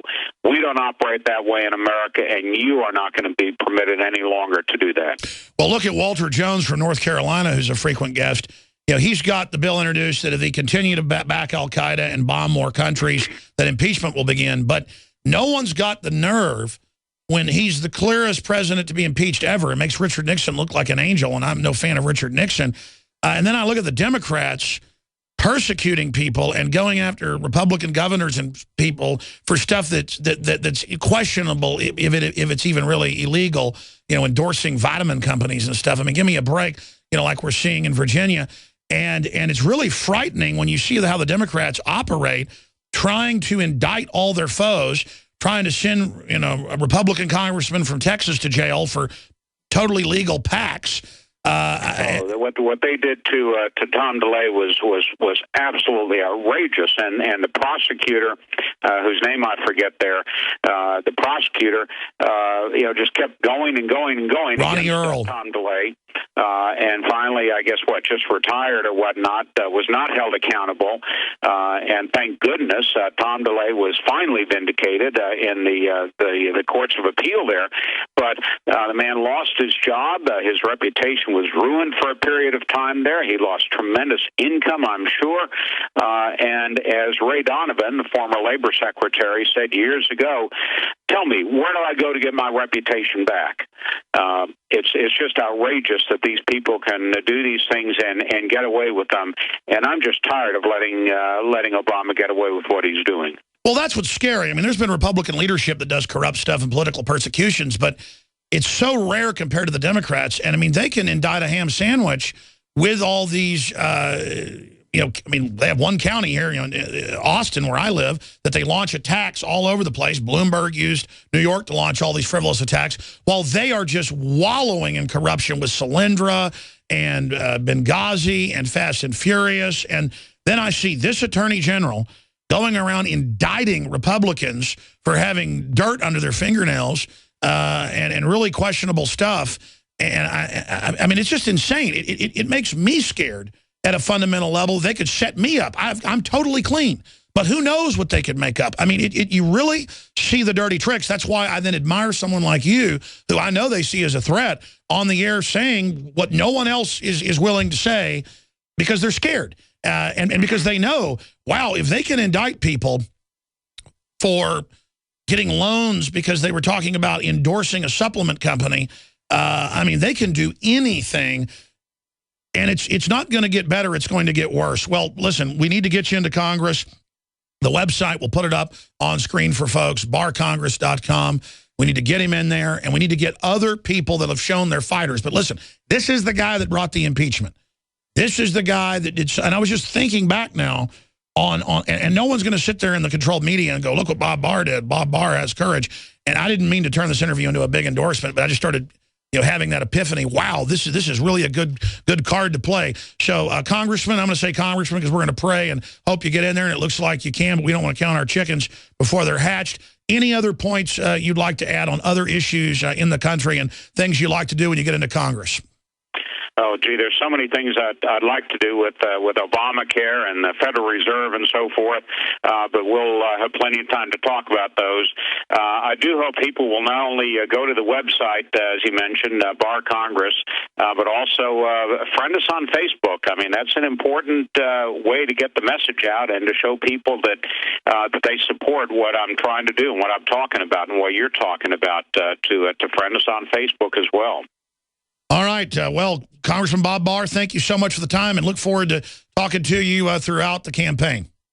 Thank you so much for having me once again on your show, Alex. You take care, and God bless you. Thank you. God bless you. Well, there goes Congressman, former Congressman, soon to be Congressman again, Bob Barr, just lately launching his new campaign, and very exciting. And again, I was very tired today. I have allergies. Everybody knows that. And then I just got energized because it was like clicking. I'm like, I'm talking to Bob Barr, who fought the NSA, fought the FBI on carnivore, fought the omnibus crime bills, fought all the gun bills, beat a bunch of them, and started the impeachment of Bill Clinton with David Shippers and all the rest of them. It's just like, it's weird to be talking to these historical figures, and no one in the mainstream media is going to tell you. I mean, listen, the Clintons murder people, okay? Okay?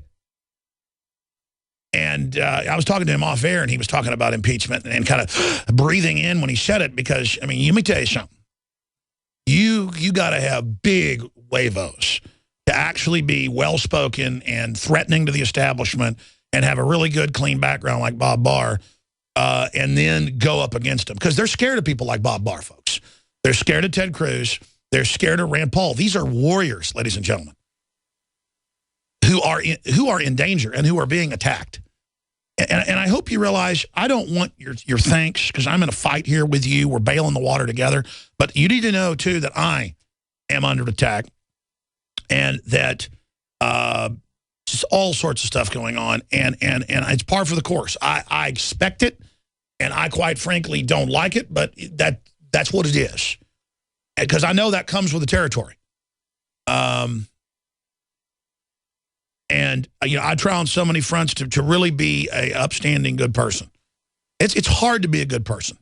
It's hard to make the right decisions, but my heart's in the right place, and I know your heart's in the right place.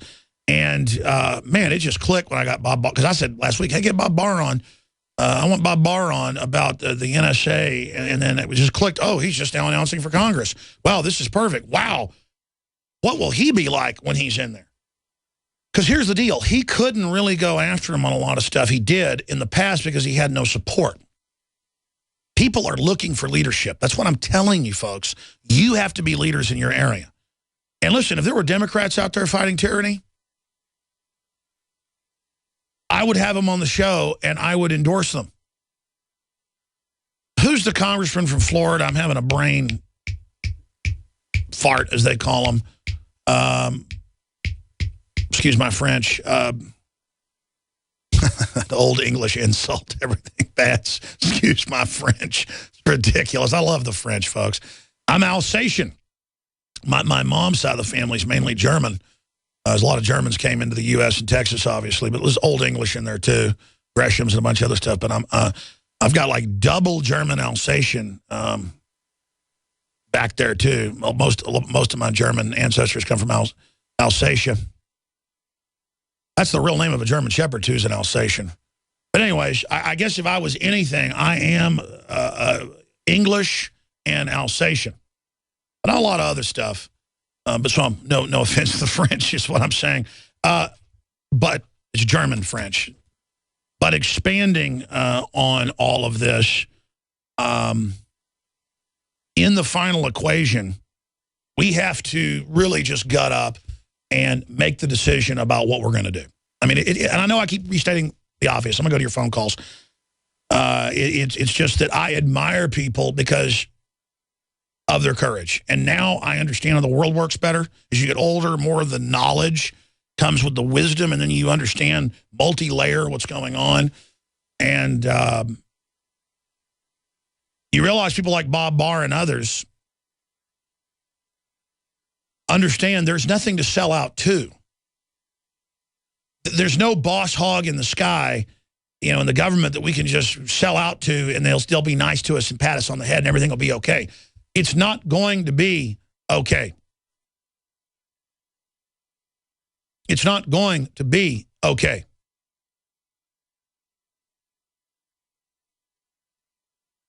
You can't sell out to this. There's nothing to sell out to.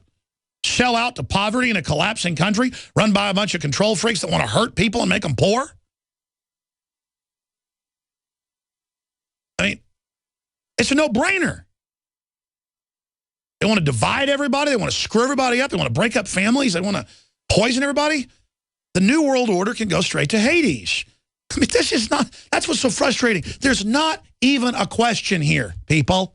All their debates are fake. All their moral high ground stuff's fake. It's all crud, and you know it. You know it's all lies. Systematic, pure lies practiced to break your will and to condition you to accept fraud. And I'm not accepting it anymore. I want to survive. I want to thrive. I want to have a future. It's real simple. Are you better off now under the New World Order than you were before? You like where we're going. You like the smell of things, and you know you don't. Don't let your eyes and your heart and your nose and your taste and your touch and your senses get in the way, huh? Just believe the fraud. Let's go to Jay in Wisconsin. Thanks for holding. I appreciate it. You're on the air. Go ahead. Hey, Alex, first-time caller. It's actually Jay Mitch. I'm calling to let you know they've put the surveillance cameras up that you were talking about a few weeks ago. They're literally up in my neighborhood, like peering into my backyard, and there are no businesses around. And then they're all over the freeways and the highways, and they're all over the main streets here. They're also in streetlights all over Austin. They run the streetlights off of cable, off of internet. And then they've got, a lot of them have microphones and cameras in them, and it's just not even a news item. So just looking at your house, and they got caught in Seattle and everywhere else turning the cameras around, looking in people's houses. Well, of course, that's what they're doing. And they're using our money and super cheap technology to build a total grid of literal imperial probe droids everywhere, tracking everything we do. I mean, that's what those are. Those are robots with face scanning and voice analysis and all this AI crap, where the conversation gets interesting and it goes bing, bing, bing, bing, bing, bing. They go, let's see what's going on there. The guy's like, I ought to, you know, beat the hell out of that guy at work. Or don't, you know, I mean, they just know everything you're doing. It's so criminal. But the answer is, oh, we're the good guys, so it's okay. No, it's totally illegal. Go ahead. Yeah, and one other quick thing I want to say. The people here, I've been letting a lot of people know about your show, and I'm actually able to make a few T-shirts and things myself, and so I've been making a few shirts endorsing your show. And, you know, it's a lot of people, young people here that are in my community that have woken up and are aware of the things that are going on. And I did want to say that I had a dream a few years back about all of this. I actually write music for ASCAP, and I wrote a song about this, and so I shot it over to your Facebook page as a link if you want to check it out. Oh, Real Alex Jones or the main? It's Real Alex Jones, and I shot it into the... What's the name of the song? It's called Flee the North. It's about fleeing North America. All right, Flee the North. All right, we'll check it out. All right, folks, stay with us. That's what they do. That's who they are. They're scum slave masters. And anybody that wants to break up families, anybody that wants to demonize men and women is an enemy. These people are our enemy, and the sooner you figure that out, the sooner we're going to turn this around. And I'm talking to new listeners out there. You try to warn people, they get all slack-jawed and give you a bunch of trouble about this. You tell them, shut up. This country's in trouble. What's wrong with you not seeing what's going on? What's your problem? It's people like you out there that think everything's a joke that are going to wreck this nation. You know how much danger we're in as evil takes over? I said I'd go to calls, but I started listening to that song, and it's just all there. They can't starve us out, and they can't make us run. Because these people are raised with shotguns, to paraphrase the quote. They want the guns. They don't want you to have to know how to feed yourself. They don't want you to be wild, indigenous, strong. They want you on a reservation, a plantation. They want you dependent. They want you enslaved. They want you dumbed down. This hour and this show was brought to you by MyPatriotSupply.com. We should thank our sponsors, /Alex. You can find the specials, and that's non-GMO, super high quality. We only carry the best at the best prices. That's why this is our sponsor. And if I ever find somebody better than them, I won't have them as a sponsor. Point is, this is really good, high-quality stuff, and they've got the best survival items as well, because that's what it's about. That's just one thing we do militarily to be prepared with food. So MyPatriotSupply.com /Alex. Please don't forget InfoWarsLife.com. Be prepared with a survival shield, nascent iodine, the fluoride shield that supercharges all of that and detoxifies the body. They can be taken together. Check with your physician. I take them together. And then you've also got the Super Male Vitality. You've got the InfoWars branded dash cams, the high-quality coffee that we have. We just fund our operation through free association selling you high-quality products. InfoWarsLife.com or 888-253-3139. Felix and others, I'm coming to you. Thanks for holding. All right, I've really need to go to your calls. Felix in Michigan, thanks for holding. Tell us what's going on with FEMA, our loving friends. Hey, Alex. Just curious to know if you've seen anything in regards to FEMA is looking to hire some housing inspectors. Yeah, no, it's Agenda 21, and they do it to get into your house, and they do it to acclimate you to the next spy force. This is a first contact approximation. The people doing it don't even know. And it's a Pentagon blueprint from a 1962 takeover model for third world countries. But yes, it's a first contact federal inspector program. Absolutely. And you understand when you domesticate an animal, you first just are in their presence, then you feed them, then you capture little ones and raise them. That's what they're doing with the CPS. So it's a domestication process. Exactly. I think the foster care agents do the same thing as well. But in this particular job posting, it says they're looking for these inspectors and such for a presidentially declared disaster. And they're looking for them nationwide, and they want to get their training done in the next 90 days. I was curious to know if you think that might be in connection with what seems to be an expedition. Yeah, but listen. They always can have real programs that all these agencies do real functions. They just piggyback all the evil stuff like Russian dolls inside of it. So there could be legitimate disasters FEMA deals with. The problem is that then it's used for COG and does have a mission for taking over government and coordinating it. Anything that could reestablish government could overwrite government, and that's the reason FEMA should be defunded and removed, and the federal government should coordinate with the states, not have a FEMA force that comes in and bureaucratically shuts everything down. And all the studies show they screw everything up, and that responses are much worse now. And their unification of police codes and all of it is just a total takeover. Absolutely. And the interesting thing is they are deeper and further in, talking about enemy territories, if you will. One of the things that first woke me up is I was looking into Agenda 21, and it was the wildlife urban interface something or other. And I was looking at that, and it said... I was looking at the symbol, and I noticed that I recognized it. And I was in the property management field, and I turned around, and right on my desk was the manual, the International Property Management Handbook. No, and absolutely. That's what it is. Send me a copy. It's all Agenda 21. Absolutely. Anything else? Yeah, I just wanted to get your take. We see that I looked on the NASA website. There's some lunar eclipses coming. They call it a tetrad. It looks like we've had some in history, 3 of them to be exact, a series of lunar and solar eclipses. And each time those have happened, there's some sort of biblical significance with Jewish people. And we have one beginning to start on April of this year, continuing into next year. Yeah, because the Sabbath is really, in the ancient Hebrew, is really...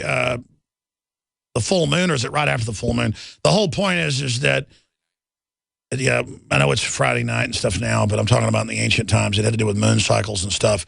And that was why, like, you have to keep the Sabbath. Well, back then it was even complex to even, but the point is, I've not researched that in years, so I don't want to give out bad info. The point is that the elites across the board launch wars every time Mars is close to the Earth, and then they admit that. I mean, these are... You think the Romans were 2,000 years ago or 1,500 years ago. I guess they fell 1,600 years ago. But the point is, completely fell. The point is that we genetically, and humans go right back to The customs just go on mommy, daddy down the line. So it's like the Romans are 5 minutes ago. And they would launch wars dealing with Mars. That's how this works. And so the elites all believe in this stuff. I don't care if they're Jewish or what they are. It's all basically the same stuff. It's all Babylon mystery school. Because the whole Zoroaster and just all those movements. And if you go into the Jewish books, the Zohar and the modern Talmuds and all this, it's just a bunch of Babylonian stuff. We'll be back. I'm keep going. I mean, that's literally who they train to attack. I'm not kidding. I mean, that's the main Pentagon directive. And that's who they say the main enemy is Hank Williams Jr. wearing a John Deere hat. Because they don't think Hank Williams Jr. is going to let them take their kids to the collectivization farm. And Hank Williams Jr., doesn't want his kids being taught about sex at age 5. And Hank Williams Jr. Likes guns, and Hank Williams Jr. Stomps around as a man. And the globalists want to stomp on us. They don't want men stomping around. I mean, they put estrogen in the printer ink and in the food and the water and everything because they don't want men. You understand that? So that's why they're doing that. Because if you're a bank robber or you come in a house, you're going to rob people. Who do you subdue first? A man. You want to get him subdued, conk him on the head, get him tied up, so you can rob the house. And then usually criminals go, you know what? Let's just rape the wife and kill the kids. Because that's what criminals do. And so that's the mentality of the people running us. And they've got the men handcuffed up against the wall with duct tape around their mouths right now. But still, they know there's men out there with guns they haven't gotten to destroy yet. And so they just want to make sure they get everything geared up first so they can take their time gutting this country. Greg in Utah, go ahead. Alex, I was just listening, to Bob Barr, and that got me thinking, too, of another subject besides what I saw the other day. And that is the fact that right here in this county, just because we're out in the country and most of the business is farming and there's a power plant here, but numerous times our blasted sheriff said he was not a constitutional sheriff. He didn't believe he got his power from the Constitution. That's dangerous. That means he'll take orders from, and not use the Constitution as his rule of law. Oh, no, that's it. They've gone from saying the Constitution's bad and old and all this stuff to saying just get rid of it to being belligerent. Judges, you name it, like declare. It's like how you declare in the New World Order is, you have articles in the Boston Globe about is the Declaration of Independence terrorist, should we get rid of it? They just declare their outrageousness to get us used to it. And, people have like the image of Ford or Chevy and the guy urinating on it. That's basically what this is. They're letting you know, we're going to run over you. We've got the moral authority. We're going to eat you. That's what they do. They take your labor, they take your money, they take your house, they take your kids. It's a form of eating us. It's cannibalism. They like the Soylent Green. Agenda 21 is the Soylent Green model. Go ahead. Yeah, just because, he's a member, in the leadership of the local church means absolutely nothing. Oh, no, it's always like that. They're always the heads of the church. They're all because they have the moral authority. You understand? That's why they can do whatever they want because they are at the mega church and they've got the cult at the mega church doing that. Exactly. Yeah, and let me tell you something. If this vehicle I took a picture of Sunday that had Utah license plates on it showed up at your door, they were there to get your guns. You unless you had an army of citizens surrounding you, it's over for you. Either that or you're going to commit suicide. I mean, it's that ridiculous. Well, but here's the deal. Everybody looks at this from a one-dimensional or two-dimensional warfare model. Obviously, when gun confiscations start, you have a bug-out position that's on public land. It doesn't matter where anywhere. Special Forces Total Resistance Tactics. You can buy a Total Resistance book, from different resistance in Europe. There's a lot of them, and I've read a lot of them. It's very interesting, good reading. But, I mean, I don't want to get into tactics here with people, but listen, you don't wait for the armored vehicle. Those guys go to bars. Those guys go to church. Those guys live places. And they're not always going to be jacketed in a war wagon. Okay? So, they go around and start wiping people out and killing folks. I mean, believe me. The military veterans, that's the one enemy the globalists are targeting and tracking, are not going to sit there in their houses. You understand that. And the police better stand down and the military better stand down when this kicks off. Now, of course, they're going to stage horrible massacres or provocations to blame on us to have moral authority up front. You know, the Patriot Group bombed a daycare center where the police keep their children. Look at the dead baby. Anyone fighting back against the gun confiscation is part of the such and such massacre of the 14 children. And look, the other ones who had their eyes blown out. I mean, it's going to be ridiculous, okay? So you have to understand that, but it doesn't matter. The resolve is everyone's going to know it's staged anyways. The people that count, they're not looking for trouble. But once the Civil War starts, which I'm trying to avert, I mean, they plan to use us to call the police and military that's their secondary enemy. We're the first enemy. They're the secondary enemy. This is fourth and fifth dimensional warfare. They're going to have us kill each other, and then they're going to roll in with the next phase, okay? And people need to understand how this works. Yeah, I was just hoping, looking at that vehicle and looking at the tires, which made a Humvee tire look like a Volkswagen tire. This thing was meant to go out off-road. I was just hoping and praying that maybe that was some prepper had bought that. No. The Homeland Security is deploying the latest anti-mine vehicles, IED vehicles. They're deploying a fifth branch of the military. It's called Homeland Treason. This is it, folks. I mean, and they got the cops all strutting around ready for war and whatever. I'm just going to stay out of it. So I can't believe it. All right, send us the photo. Why don't you send it to showtips@infowars.com. Just type in local police departments get armored vehicles, and it's been all over the news. You can see that. Thank you, Greg. Let's talk to James in West Virginia. Thanks for holding. Go ahead. Hey, Alex. How you doing today?